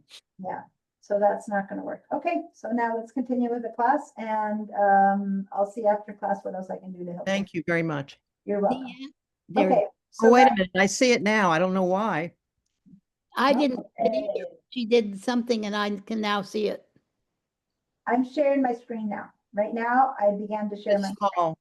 So this window here that you're seeing, for those of you at home, you still need to make it smaller so that you can see me on half and the other half is your own screen, so you can work on your own screen. Okay, so that's the challenge of Zoom always, unless you have a second connection. All right, so here's the Finder window. Now, this Finder window is kind of as it name implies, it's a window into my computer. So watch, if I turn this window off, and I did it by clicking on the little red dot, I'm looking at my screen and the only thing I see is whatever is on my desktop. And on my desktop, I have some loose files and some folders. You see way over here to the right?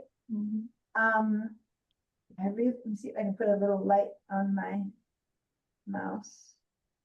I'm gonna change my mouse to be a little bit bigger so you guys can see it better. So here's that little red light that moves around. That's my mouse. So this stuff that's on my desktop isn't too much, but it shouldn't be there. And one of the things that you guys will learn in Mac level 1, we're going to talk a lot about files and where they are, where they aren't, and where they should be and how to get to them. But it's very true of PC computers that everything is all plastered all over the desktop, right? Access to files that you want to get to quickly or applications that you want to get to quickly. And then you get Apple Zen, everything should be clean and clear. Everything should be stylish and nothing should be clustering. Well, there's actually another reason for this. the desktop is a place that the computer system uses to access power to get their stuff done. More modern computers need it less than before. Before it was crucial to not have stuff on your desktop. And one of the things I'll be teaching you in Mac Level 1 is to really handle where and how and learn how to find your stuff easily and what you can put, aliases, equivalent to shortcuts and things like that that you can do. But the important thing is that those of you who have a ton of stuff strewn around your computer for now on your desktop, don't worry. But do know that by the end of Mac Level 2, it'll look much more like mine and ideally even less. I left a few screenshots scattered in here so you could see some stuff, but for the most part, we try to not have much stuff on the desktop at all. Now, when you want to then see, well, where is my stuff? You need to open a window, a Finder window, because this desktop that we're looking at is also called the Finder. So the word Finder, to find my stuff, right, is equivalent on PCs to the Windows Explorer, where you go into that Windows Explorer to find your files. So that's what we just opened. And how do we open it? Once again, we go here and we click one time. There's many ways to open it, but one way is to click on that little smiley face icon, which is the Finder icon. Now this window that pops up looks different for you or for me. Especially if you're using school computers, it's blank because the default setting that it's pointing to over here on the left side is to recents. And recently, you guys haven't done anything on these computers because that's why they're empty. But if you're on your personal computers, it should have some stuff in there. We're going to ignore that right now. And what we're going to do is we're going to head down to the word, wherever you find the word documents, click on the word documents. Now, again, these computers are empty. They have nothing on them, right? So there's nothing anywhere. So actually, for people who are going to continue to use the school computers and not their personal computers, I have in the handouts, I have a series of sample files that you have to download so that your computers begin to have something in them so that we can work. For those of you who aren't bringing their laptops. So how many are using the school computer exclusively? Gigi, Rod, Phil, and Carol, and Blas. So that's 5 of you. That's fine. You can bring it or not, but I'm going to have you guys download some files. So about 10 minutes before the class ends, 15 minutes before the class ends, I'll make the announcement. And I'm going to give you guys, like, you can also ask questions and whatnot, but I'm going to focus on getting files onto the people's computers who need stuff in them to do something. Does that make sense? Yeah. Because otherwise, how can you learn how to handle your files if your stuff is not there? And then for those of you who are working here on these computers, you always have the double homework, which is go home and do whatever we did here to your own computers. Does that make sense? Because there's a need to be able to learn with your own files. And I have to say that when COVID started and we all went home, there's all these benefits, negatives, but the one benefit I found on the Mac classes is that people were finally working on their own stuff, right? It's much harder to handle every person's individual computer, but if you guys on Zoom can do it, I'm allowing people here to bring their own laptops too, because it's not realistic that your computer won't work exactly like these computers, right? So promise me, those of you using school computers, that you will go home and spend some time redoing whatever we did in class. So either because you took some notes of it and you try it, or because you're watching the recording and you're trying it. Does that make sense? Otherwise, it's hard to move forward because real computers have a lot of stuff in them. Well, or at least have some stuff in them, not always a lot. So when I go to my documents, look at how nice and neat my documents look. Lots of pristine little folders and everything looks fancy and like, woo, this person knows what they're doing. Well, this is what my computer is going to look like and all of our computers should be looking like at the end of Mac Level 1. Well, I'm going to teach you how to do this. But in reality, next class, when we meet, maybe not by next class, maybe by next class, but for sure by next Monday, this was going to be a mess.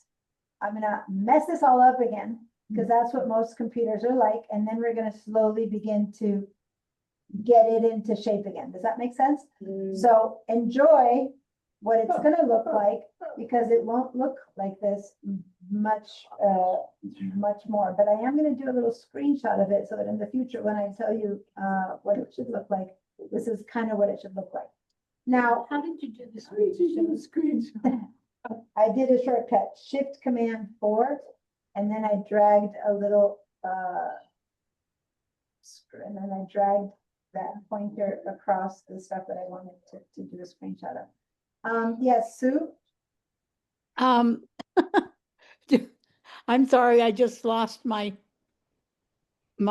picture. Can you make your arrow a little Yeah, bigger? arrow bigger. In fact, part of what I'm gonna teach you today is the system preferences and the finder, the two most basic things. And I'm gonna open the system preferences in a minute, and then I'll make my arrow bigger, because I'm gonna show that to everyone. But first, let me finish up 1 minute here with the finder window. Is there a question there, Jennifer and Carol, that I can help with? We just want the screenshot, and you said Shift Command 4. What do you mean by shift? I just heard.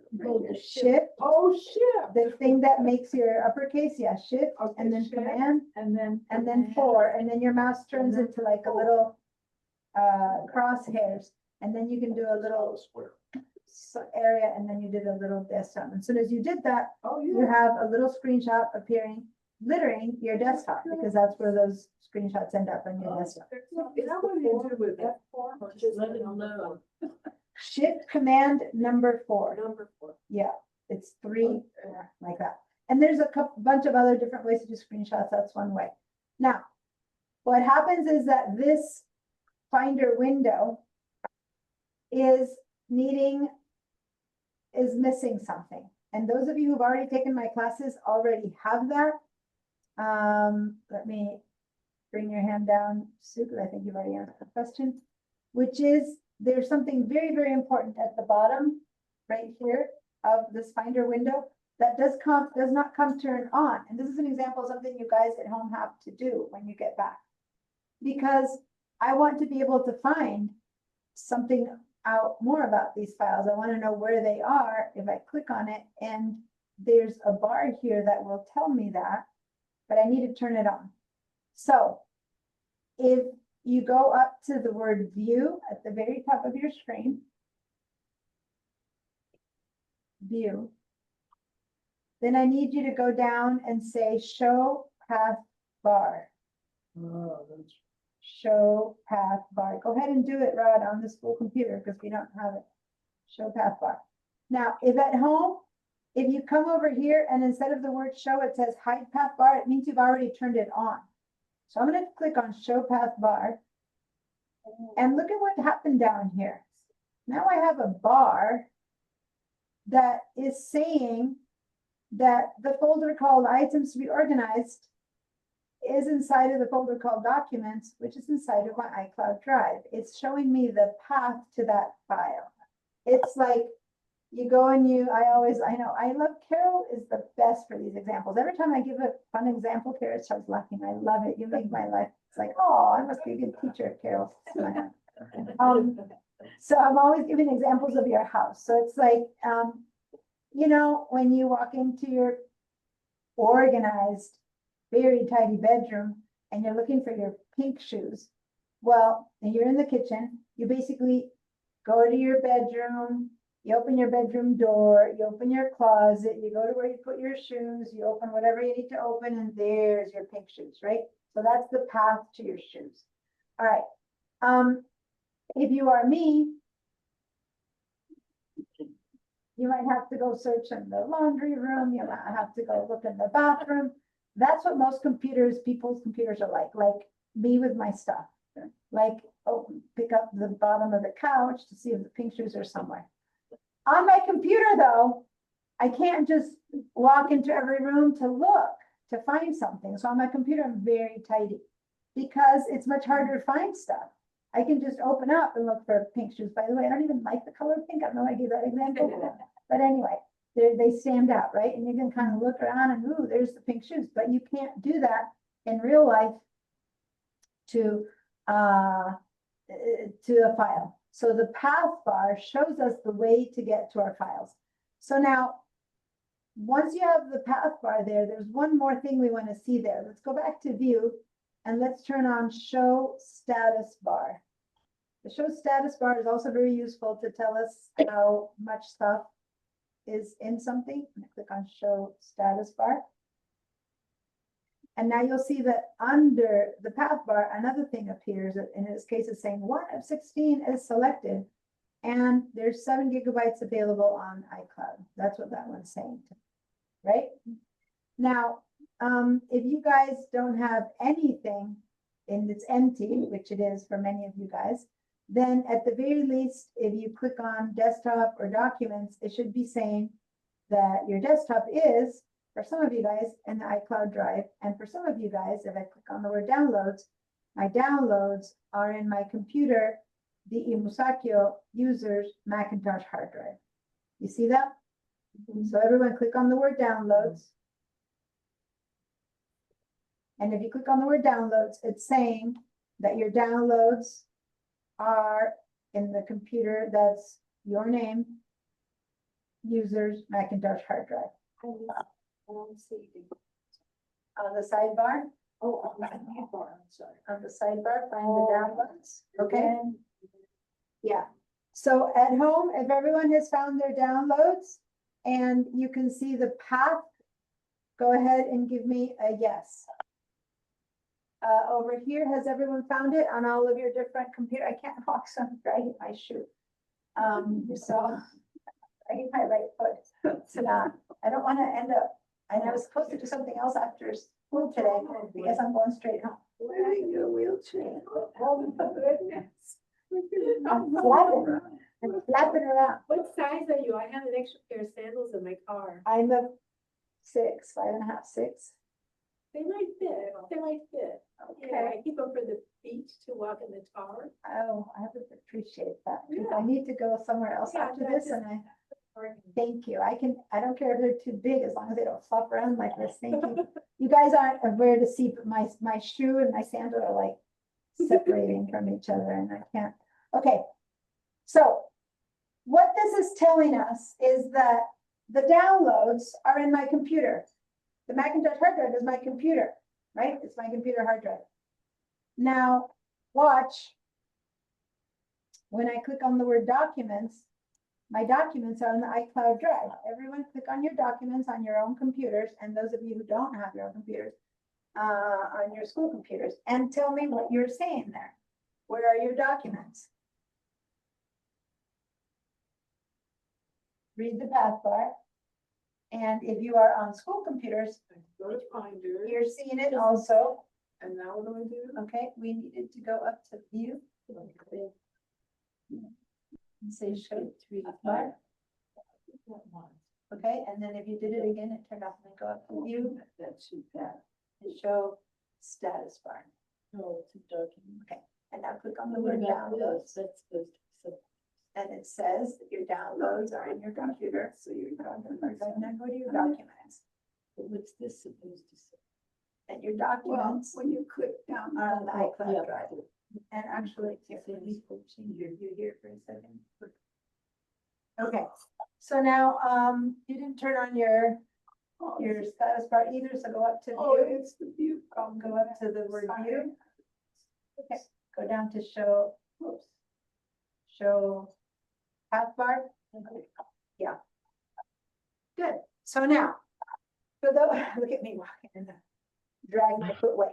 Okay, now we're gonna clear your answers and now everyone needs to give me the flop. I'm wondering if they flop open. I tried to make them open, so I do, it's like if they were next to your desktop, that would be enough for me, but they seem to flop open, so that doesn't seem to What work if we either. put it on the? I was so excited, I was so Just proud use of the them. name tag. Yeah, the name tag's gonna be harder for me, but I guess for now it might be better to just turn the name tag. I was trying that first, Just but like this. yeah. That What if we yours is just raise staying our open, hand? others aren't. Maybe what I need to do is, so you guys at home don't know. But I created a little thing for people to put on their computers, Oh, I could do this. equivalent to the yes and no's, right? But it's not working as well as, It's the lamination. It's because they're laminated, that it's resistant. Do falling. yeah, maybe if we can. Because the cards are just fine. Anyway, all right. So guys, at home, if it says that your files in your documents, this is key, your documents folder. So on the left side, you need to be clicking on documents. If when you go to your path bar, if your documents say that they're in at the first thing that comes up with says that they're in the iCloud Drive, give me a yes. If instead your documents say that they are in your user's Macintosh hard drive, then give me a no or red. Okay, so I need a yes from everyone whose stuff is in the cloud and a no if it's in, and that's on your computer. Yes, but it's a combo. I have, I did iCloud. I do. Go ahead, Joey. Oh, Documents.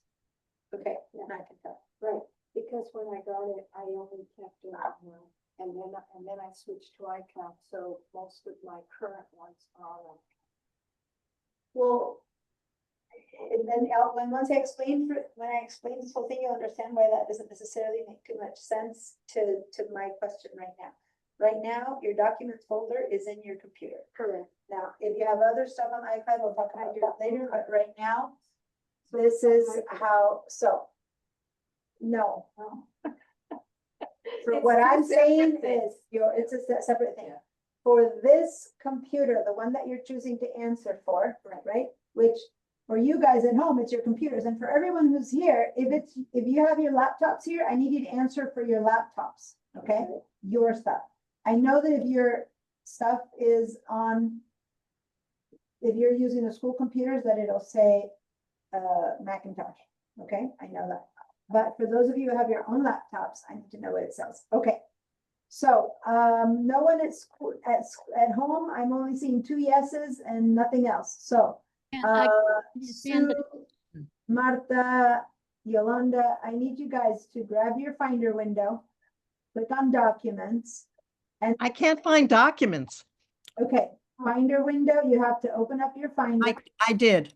Okay, and on the left side, you don't see the word Documents anywhere? No, I see AirDrop applications, downloads on my Mac, recents. And that's it, and you don't see, okay, do you see the word iCloud anywhere? No. Oh, yes, at the bottom. Okay, because see what happens when I put my mouse on the word iCloud, this little arrow pops up in there, which closes it. So now hover over the word iCloud and click on that, and then let's see if it I expands. see documents under iCloud. What's that? I see the documents under iCloud. I'll click on the word documents then. All right, so then you give me a green yes. Sue, you also were nodding that you don't know. What's up? No, I didn't understand whether to say yes or no because I couldn't hear the Now I question. lost it. Okay, yes, if it says iCloud. No, if it says Macintosh hard drive. Okay? Got So, it. Barbara, I know, Marta has answered, Paula, and then, Alan isn't answering, so I don't know. Okay, so Barbara, I believe your stuff is on your computer, and I don't remember right now, but I think it's on your computer. Okay, so guys, those of you who said yes, which in my case, I will say yes. Here you go, I'm a yes.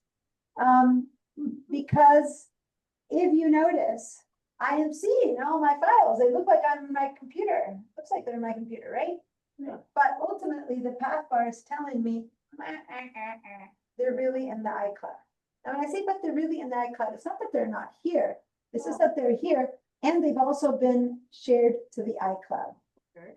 Now, is that good or bad? Well,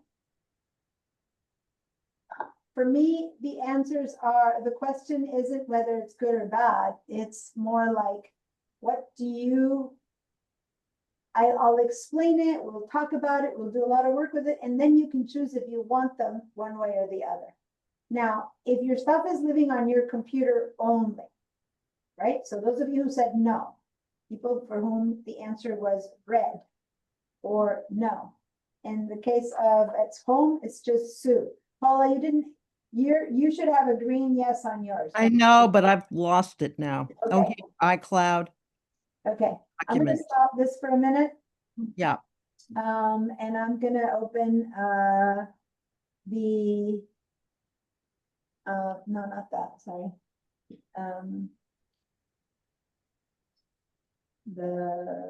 Cause it's popping up over here.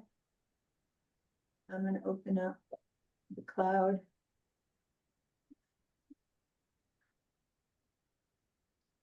Give me a second because I'm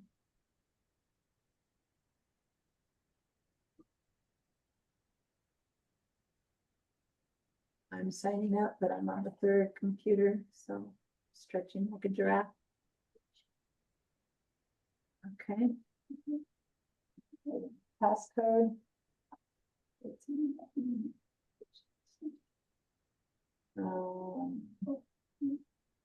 9577767. Okay. Okay. Here we go. All right. So I'm bringing that into this computer and I'm gonna share. So now I'm going to the class handouts, you know, that I had mentioned, that I said, how many of you got to the class handouts, how many of you didn't? These are class handouts. Now, I showed you briefly how to get here last week, and I gave you homework, which is in the email. Watch this video and try to access the class handouts, okay? So if you didn't yet get to the class handouts, that's your homework for Wednesday. Go to the email that I sent, click on the video, and figure out how to get there. I want you to tell me, I tried, I watched the video and I got there, or I tried and watched the video and I didn't get there. What I don't want is for no one to have watched the video and haven't tried. Does that make sense? It's okay to be either successful or not successful in getting there, but I want you to give it a try, okay? Because have you ever noticed that when someone drives you somewhere, if you try to get there on your own again, you don't really know how you got there? Yeah. So me walking you through it is great once, but then when you're alone, you don't know how to get there. So I want you to try on your own to see if you can get there. If it doesn't work for you because you've tried, then there was a hitch, something went wrong, then I'll help you, and then you'll go, oh, and then we'll figure it out, and then you'll try again on your own. Does that make sense? But if I lead you there, you'll be successful, and then I'm not there and you're not successful. Does that make sense? So I need you to try getting there on your own. Now, a reason why I want you to get there on your own is because there's some useful stuff in here. But the one thing I was going to open up is similar to what I've opened up last time, which is this little drawing here. And that's me showing you that if you have your stuff living just on your Mac computer, those of you who said no, okay, everyone who said no, anyone who's at the bottom of the path bar, the documents, it says that the stuff is in your computer. So that's who I'm speaking to. And we don't know, you guys who are at home, what you'll answer once you get back. Mine says cloud drive, but it's Yeah. not blued in. Yeah, that's fine. Yours says cloud. All that matters is what it says, not what color it is. Let me, yeah. If you have, like, you bought a program to put on your computer, a special program that you use, say, for astrology or something, can you put that in the iCloud? Yeah, hold on. We'll talk about, it's the files, it's not the program. So we're gonna talk about that. You'll understand now. Do you create files or do you just search the web for it? But if you create files that you then write and save somewhere on your computer, it's those files that are in the cloud, not the program itself, not the application. So watch. Here's my thing. If I write an astrology report, if I write a report for the board that I volunteer at, if I write a curriculum for the class that I teach, whatever I write, I'll create a file. That's what we call it, a file. A document, it's going to be called a document or a file, which those two go into the documents folder. We'll learn more about storing stuff later. That documents folder can either live on my computer only, or it can also be shared to the cloud. And that's the discovery we're making here. So for some of you guys, your stuff is on your computer, and for some of you guys, it's on the cloud. And right now, only Sue has them on her computer, at least for the people who are at home. By the way, Marta, I think you had said yes. Can you leave the yes on? And I think Jackie, you had said yes. Can you leave your yes on? And then just so it's easier for me when I look at the groups and know what's happening. So, and over here, those of you from whom you said that the stuff is on your computer, the sidebar is on your computer. Is it good? Is it bad? There's no good or bad to it. It's facts. If your computer dies, well, you lose all your stuff. Is there a solution to that? Yes. And Math Level 2, I'm going to teach you how to make a time machine backup. We're going to talk about that in Math Level 2. So you can back up your computer to an external hard drive, and thus you can have a way to save that information. So it's not like it's all doom and gloom, right? But what that's going to look like, and we're going to be talking about it in the future, but you're going to buy something like this, okay? And you're going to have it connected to your computer. And if your computer dies, at least the stuff is here. Now, this is a physical thing, and your computer's a physical thing. What if there's a fire in your house? Then you lose everything. Whatever, there's caveats to everything, right? Okay. That's all that means. But if I pick up my phone and I'm in, for some reason today I want to go to Paris, so I'll keep saying Paris. If I'm in Paris and I need to get that file that maybe I wrote down that my doctor told me about some way to use a certain exercise I needed to do, guess what? I can go to my phone, and if my stuff was actually on the cloud, then I can go to the Files app and open it up, and go to my documents and open it up in my phone. Why? Because it was also on the cloud. So for people who put their files in this other way, like mine that said iCloud on the bottom, then I have access to my files from my phone, from my iPad. Oh, I thought it was my, I thought my soul was going away. It's this power cord. Out of the way. I'm tripping on a power cord. You guys will wonder what's happening. Okay, so so if instead of having my files solely on my computer, I actually have them also in the cloud, well, then the cloud can send them to my other devices, right?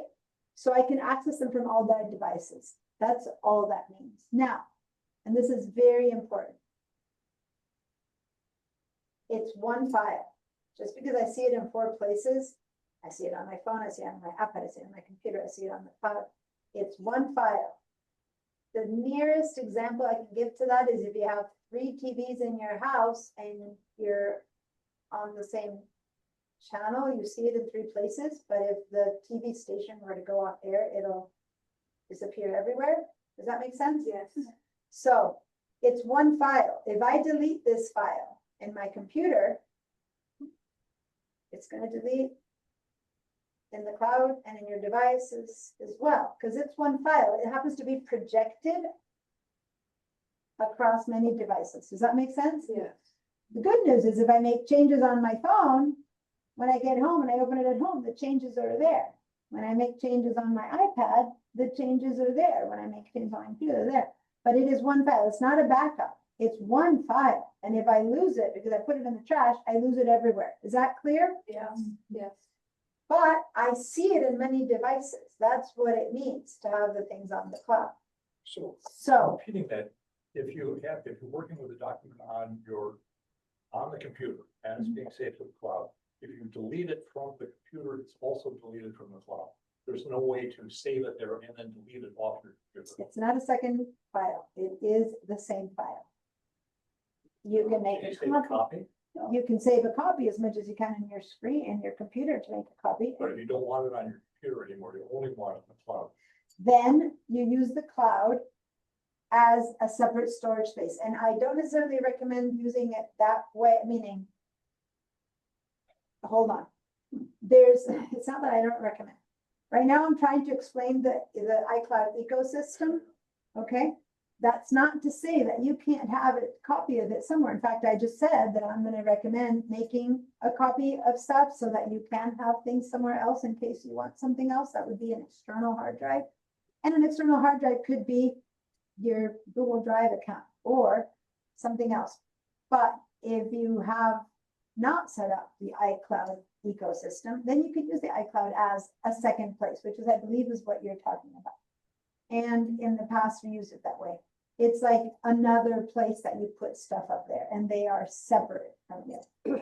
But the moment you connect, and now we're going to go to system preferences and talk about how we make that connection, where these things are. But the moment you connect your computer's files to the cloud, just because they're in the cloud, now they can be accessible from any of your other devices. Okay?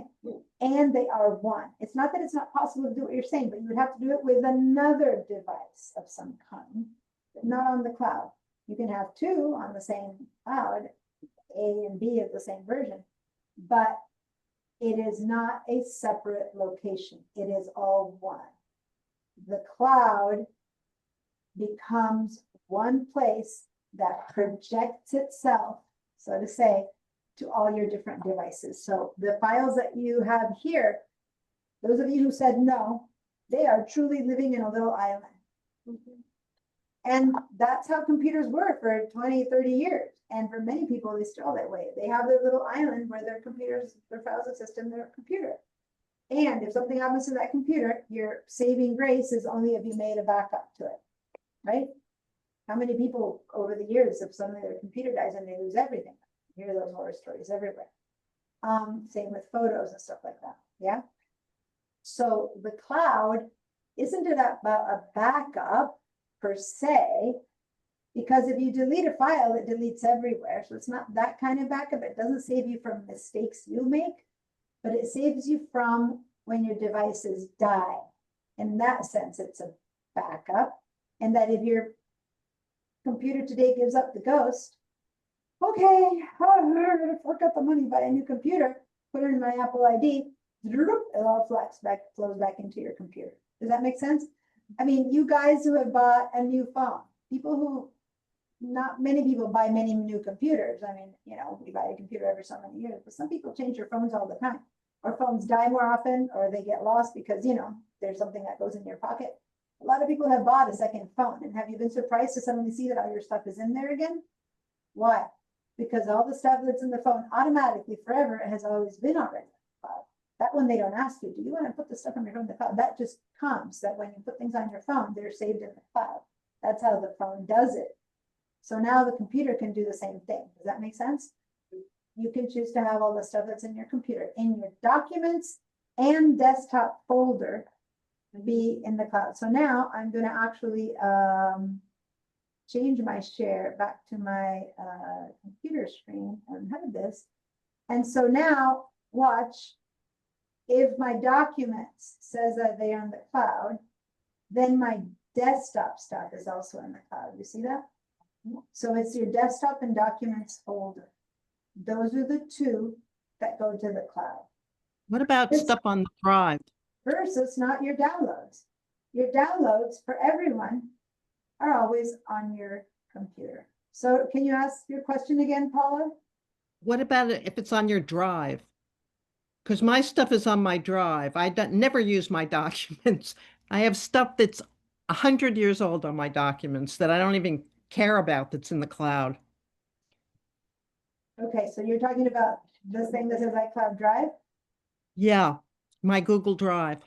Oh, your Google Drive. Yeah, Okay, so you're using the Google company to put your stuff on the Google Drive.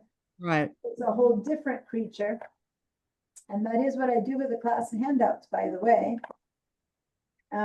Because the school uses Pipeline.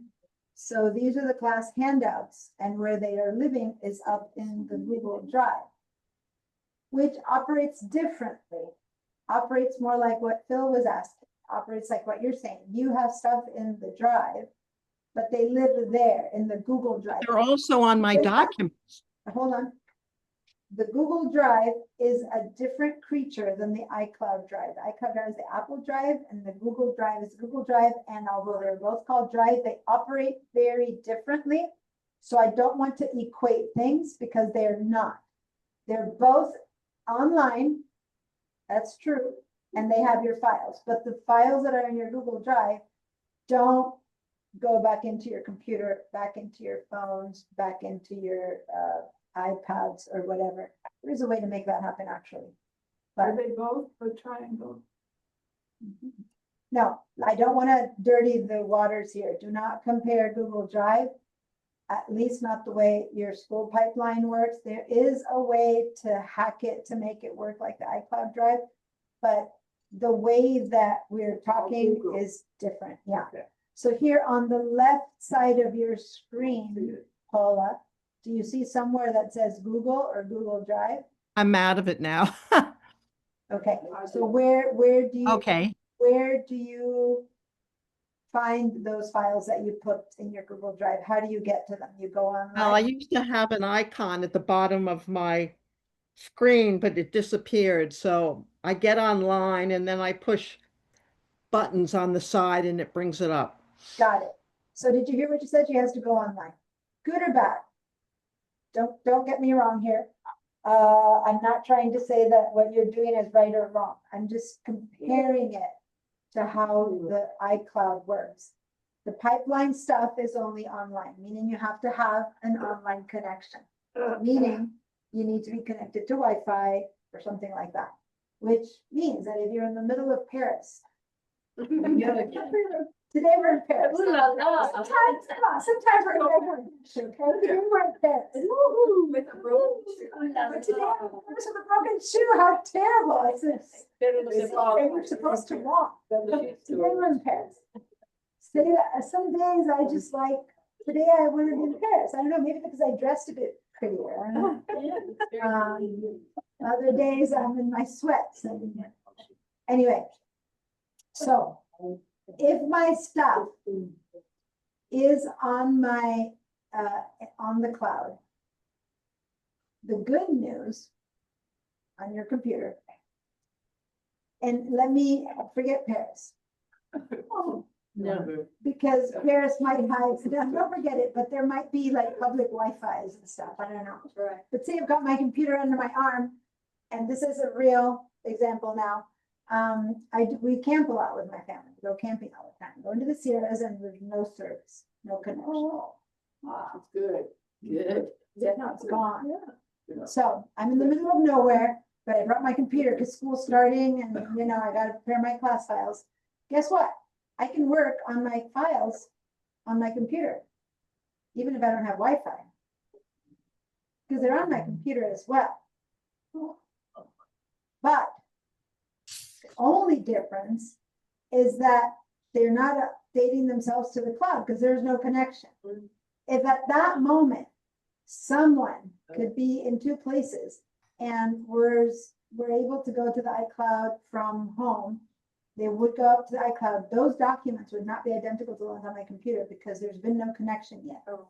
But then I drive home, I walk into my house, and by the time I settle my stuff down and open my computer, that's enough time for my computer to have connected to Wi-Fi because it's automatic, so things updated. And so then when I go to the cloud, they've already updated. All the changes that I made to those files are now updated. Does that make sense? Yes. And this is the only reason I'm going to go back to pipeline versus pipeline needs to be online, meaning you can't work on them. If I try to get to my pipeline when I'm in the Sierras, I can't reach my pipeline stuff is inaccessible to me. That's a slight comment, but it is different because literally, even though your files are on the cloud, they are workable from your computer. It doesn't matter. You work on them offline. Pipelines Gmail is beginning to figure a plan B around that, and they're making some things accessible offline, but I don't know about it. Yes. Now, That, by the way, that was my alarm saying that we have 15 minutes left and I do want everyone to download class files. So I'm just saying that I'm gonna answer a couple more questions. I just wanted to get this concept of the iCloud out. I'm gonna spend a few more minutes with a bit more and then I'm gonna cut it off. I'm gonna just help people download files onto their school computers. And I'm not gonna take any new questions. So one more new question, yes. Oh, how do you send your files to iCloud? How do you know that? they're- Oh, okay. So that we're gonna work on Wednesday. In the system preferences, you can make a choice. It's a simple check mark where you're basically turning the flow on so that your stuff flows up to the cloud and thus to your other devices. But we're gonna work on that on Wednesday, okay? Okay. Because right now, many computers have no files, so you can't even make that choice. Right. Right? So I'm going to explain that. But, in this fact-finding mission of where our stuff is, you guys who have computers at home have to go turn on your tab, view your path bar, right? You have to do that first so that in your Finder window, you can then look here and start clicking on stuff and go, okay, where are my desktop and my documents? And many of you will find that they are already there. So who's going to find that?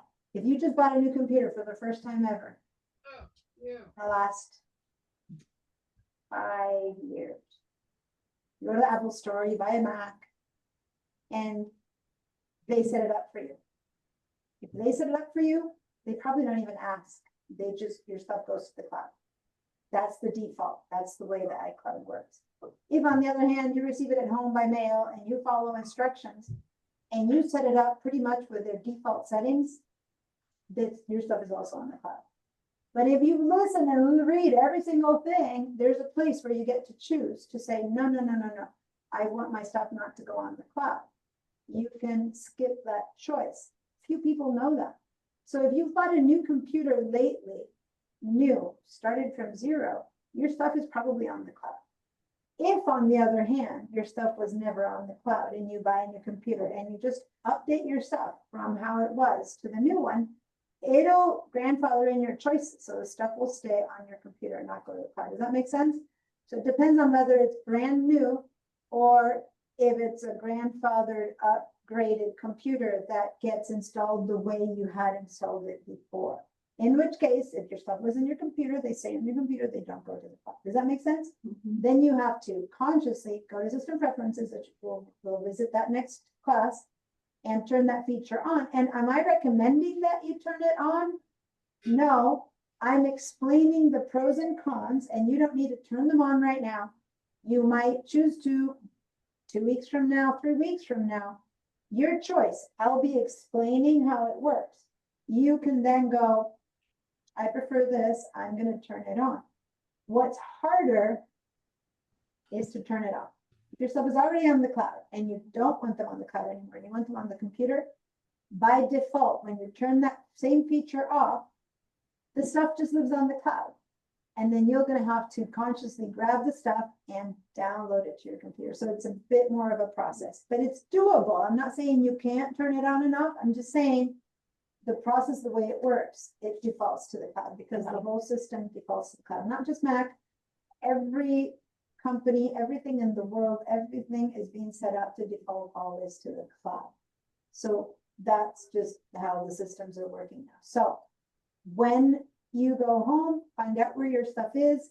We are going to explore next week where those settings are, and we're going to get deep into the system preferences of our computers next week, and we're going to do a lot more stuff. But right now, I just wanted to point out that if you go to the downloads, they're always going to be in your computer. If you go to your applications, so you asked if you add a new application, it's always going to live on your computer. The applications live on your computer.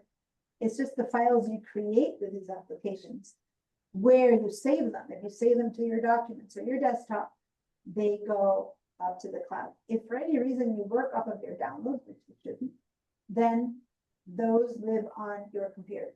So if my computer dies and everything I've been working on has lived on my downloads and not on your desktop or document, then they also die with the computer, right?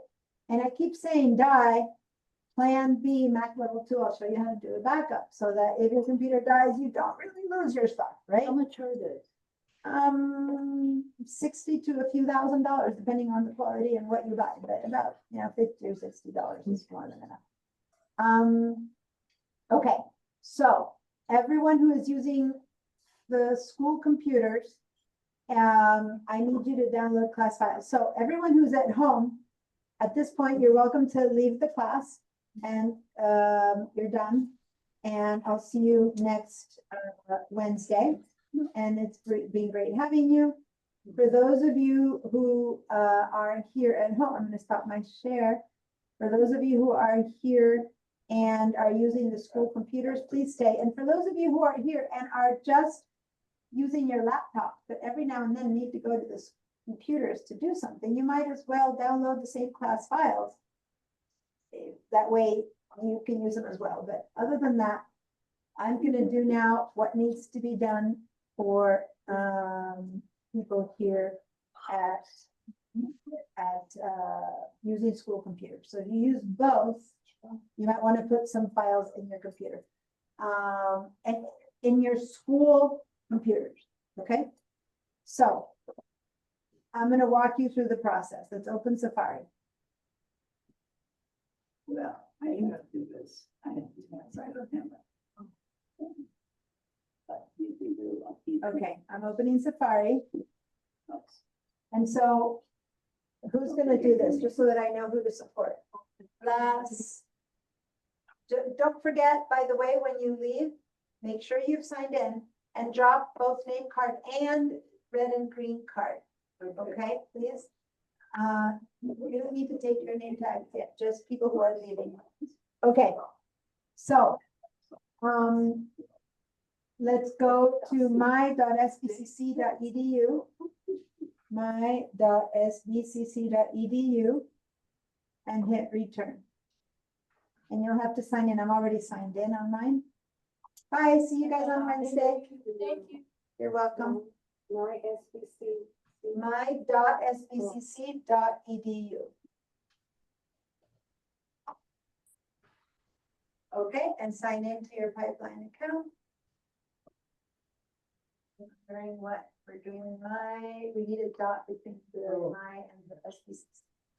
So you can put your mouse in there and add it with a dot. My.sbcc.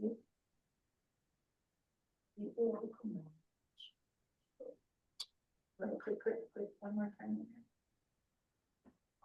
Yeah. Good. Now you can turn it. There we go. My.sbcc.edu. Sign in to your username and password.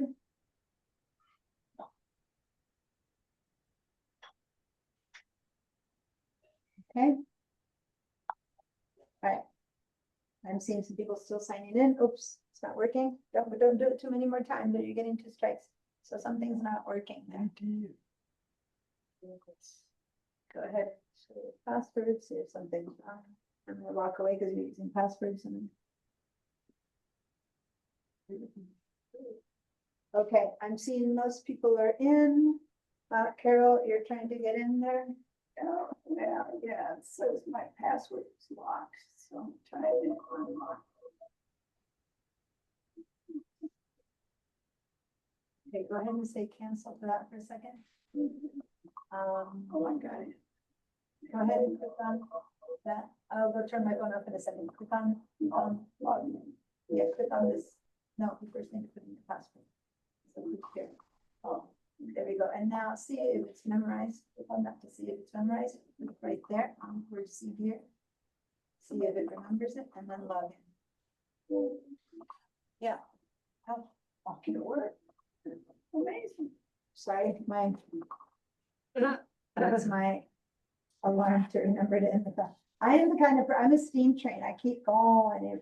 It's like, if I don't have alarms to remind me, suddenly it's like, guys, you're all trying to leave. And I'm like, why are you leaving? Oh, because we're deserting you. Where are you going? I'm like, oh, time for class. So I need to set myself timers. Okay. Cool, you're in? Okay, so here on the left side of the screen, let's head down to Gmail. Oh, crap. Where'd it go? Oh, you don't have, yeah, so my window is a bit bigger. So you don't see it, you have it like that. I got a so single sign. Go ahead and, hold on, I need to move, zoom out of the way, 'cause it's in my way, okay. So you can click on this little arrow right there to expand it, to make it a bit bigger. Diane, we're not seeing your screen. Oh, this is only for people who need to download sample class files. You guys at home can work with your own files, so you don't need to do this. Okay, thanks. So you're fine. You can stay if you want, but you can leave the class if you want, because you're working on your own school files. I'm just showing, but I'm leaving the recording going so that if people need to do this at home, so then, but you're right, but I should be sharing the screen so it gets recorded. Glad you asked. Hold on. Otherwise, these steps are not gonna be recorded. Okay, hold on. Good point. I need to share this screen so that this gets recorded for the recording, because otherwise my screen isn't being recorded. Okay, all right. So here on the left side, like in this case, the red bar is just a set of icons, and it's hard to see what they say. So if you click on this tiny arrow there and make it bigger, then you can see what they say. And down here you have Gmail. Okay, click on Gmail, and it's going to let you into your school pipeline. And right now, my information is, what's important to me is have us all find these little dots right there on the far right. Click on those dots and go to the word drive.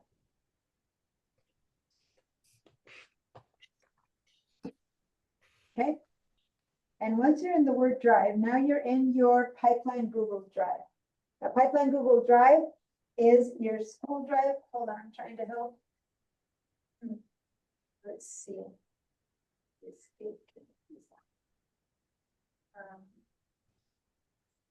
Are you in? But Because you were in the big. That's good, though, you're proud. I am so Okay. hot. All right, so guys, now is when we're doing the whole thing about helping our neighbors after we've helped ourselves, okay? But with that was kind of, since you've never been there, it's saying, welcome, just go ahead and close that little window. GG, yeah, okay. So now here on the bottom, I'm sorry, on the side of the Pipeline Google Drive, you see things like My Drive. If you click on My Drive, that's your Pipeline Google Drive, your stuff. I can't put stuff in yours, but I have put stuff in something called the shared drive of mine, and I have shared that with you guys. If you go to your shared drives, then you should see the Mac Intro Level 1 drive in there. Okay, double click on that to open it. Double click. Yeah, Pipeline for some, Gmail also always wants you to go. So go ahead and close this little window. It's just a little, welcome, let me show you around, kind of. Okay, your shared drives, there it is, Mac Intro Level 1 and 2 shared drive. Okay, so when you open that, here you have a lot of files, so double click on that, Mac Level 1 and 2 to get in. Gmail makes you double click on stuff. There's also one more thing, watch my screen. You all have this whole thing here on the right side, which is absolutely useless and takes up a lot of space. So go over to this little X and get rid of it. Where's the X? Got it. Here. Thank you. Get rid of that. And got, okay, so these, now this thing that says class files to download, see at the very top? Yeah. I want you to right click on that and say download. Where's the one?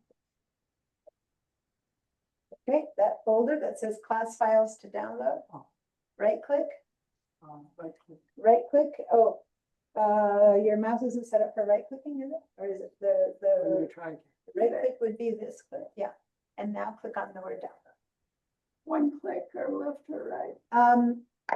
Just, you mean the right click or the single clicking? Just to open a file, Pipeline, Google wants you to double click, but everything else. So go here to this one, right click. And now click on the down. If you already did it, then you don't need to do it again, you've downloaded it twice. I know, I finished the class, thank you.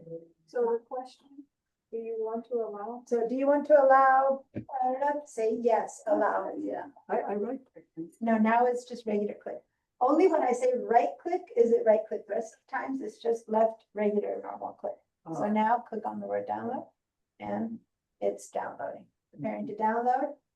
And now when it says allow something to download, say yes, allow or okay, or whichever choice it's given. So have you downloaded yours? Okay. Yeah, I allow. All right, so down here on the, when it's downloading, you see a little icon up here that says it's downloading and stuff, but at this point, if it's already downloaded, then let's go to our Finder window, open a Finder window, and click on the word downloads. And you should see a folder called class files to download. Yes. Yeah? Yeah. You'll have that? Okay, so for now, as long as you have it there, we'll deal with that. Those are files that we're gonna open up and spread out everywhere and do stuff with, okay? Yes. Did you get them yet? Go to your downloads. Downloads. There you go. You downloaded them. Perfect. And somebody did it twice. Go to your downloads.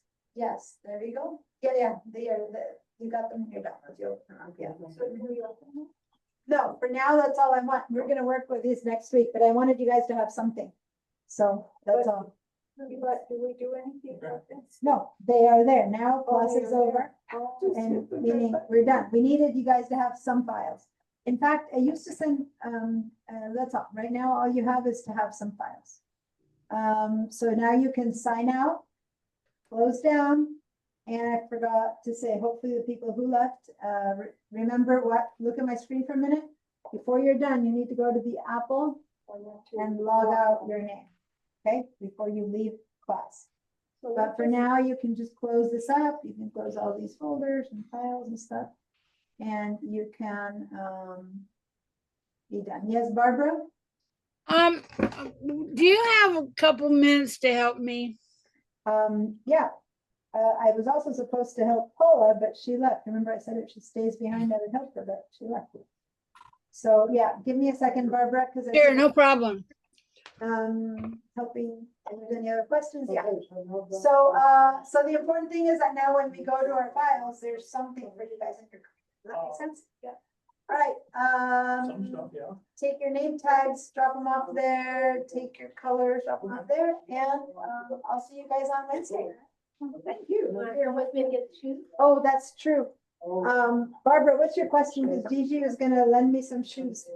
Actually, No, can I share my screen real quick? Barbara had some Fantastic, questions. I appreciate that. Barbara, what's your question? Can I share my screen real quick? Yeah. Yeah, one thing I've been, My email, will we go to tomorrow? Okay, I have this white thing, unable to verify account, and it's a Google thing. Okay. I don't remember my Google name or password, but I can't get rid of this off my screen. Say okay. Doesn't do. Open your system preferences and let's go and see. Open your system preferences. Not open. Or system settings. It's not, my system settings isn't opening one. Monitor somewhere. I know. Say show all windows. No available windows. Hit escape key. I think you need to restart your computer. There's some kind of a glitch going. Close the rest of your, go in and quit the rest of your apps. Right click and quit. I want that one to quit. I want Google to quit. Okay. What else is on? Sorry. Pages quit. The key, the password, right, that one's right click.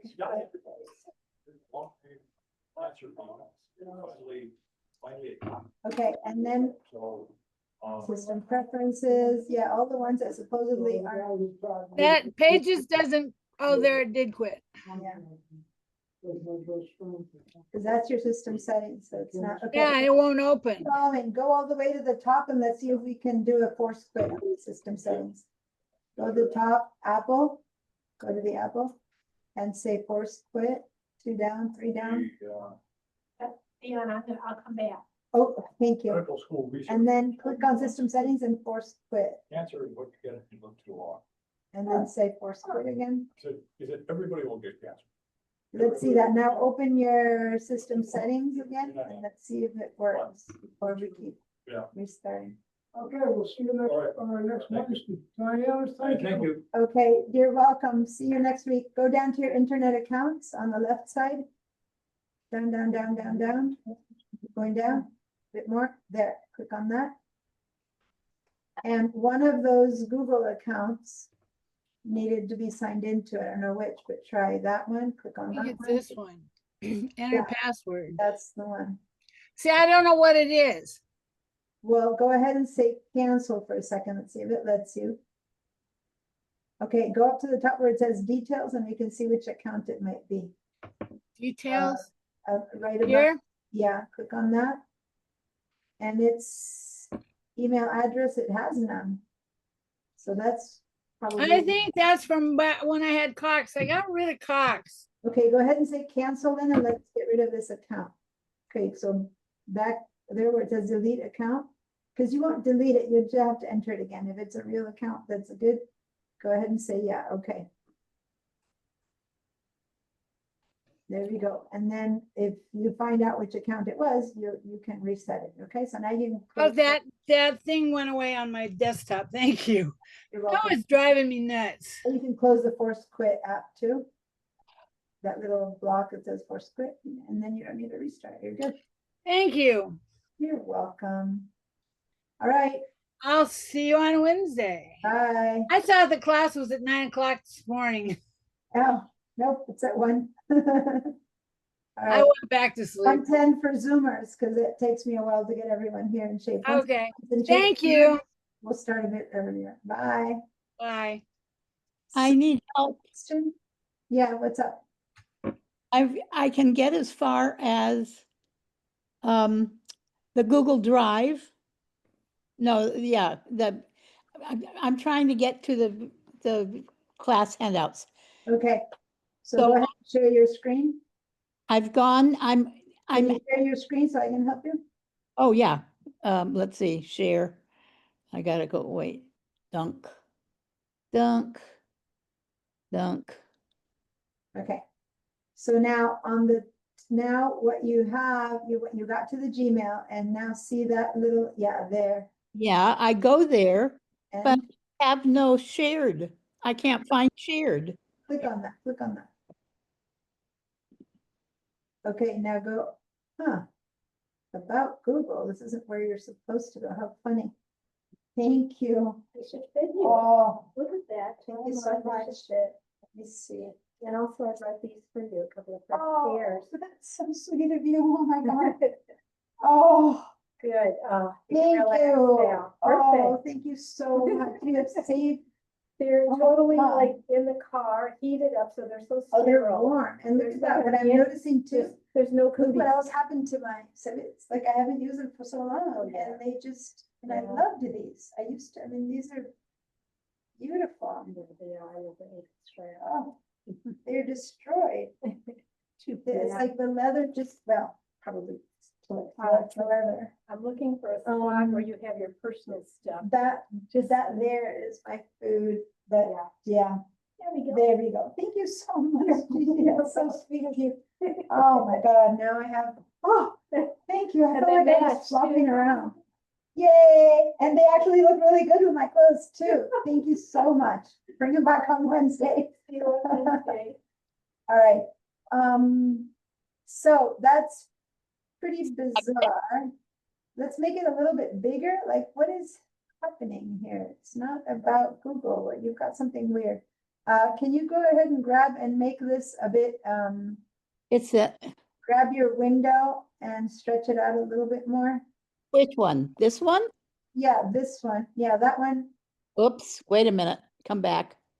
Yeah, This- grab it from there. Yeah, and put your mouse a little bit to the corner so it gives you a double.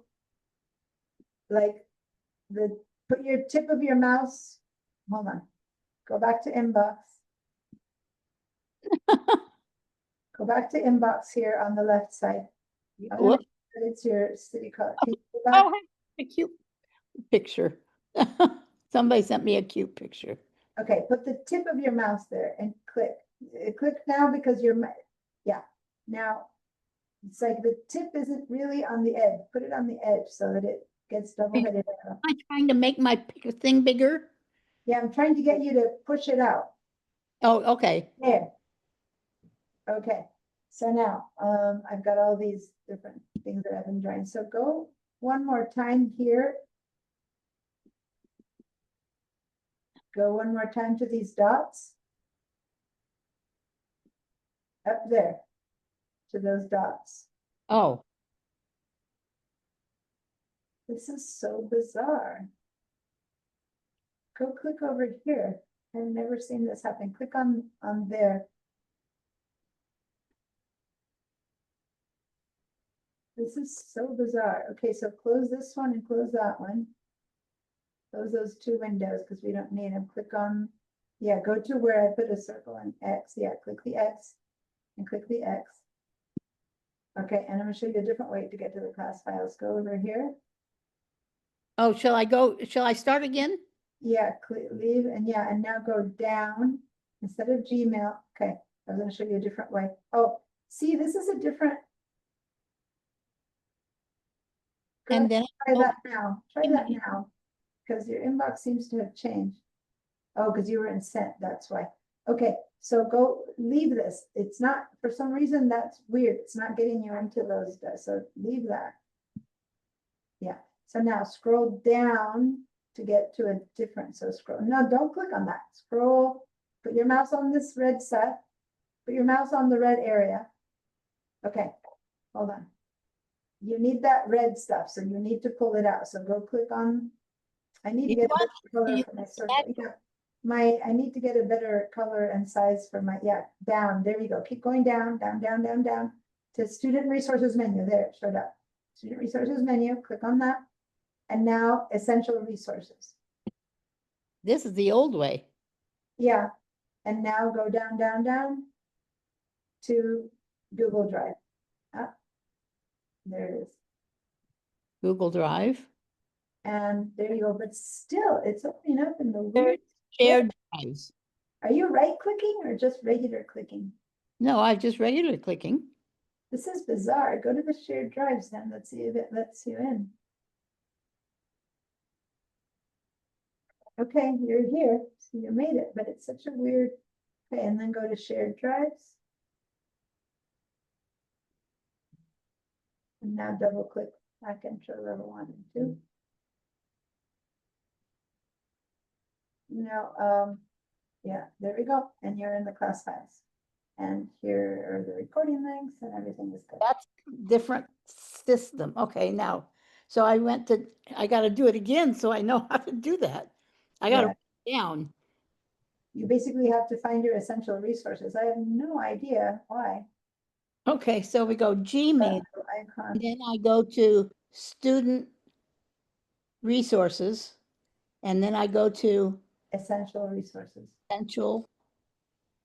This is the old way. Well, it always works that way. Gmail was a solution, but for some reason, So, it doesn't work like it didn't for you. So then this is the way that it always does work. Yeah. and after essential resources, Then Then- you click on Google Drive. Google Drive, and then I go to shared drive, and then I go to the class. Yep. Okay, all right. I just have to make sure I can do that so I can hear what happened today. I know.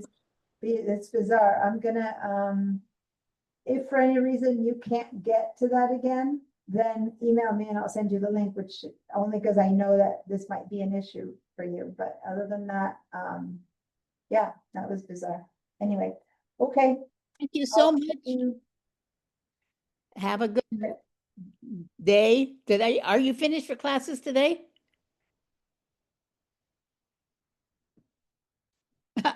Okay. See you tomorrow, no, Thursday, Wednesday.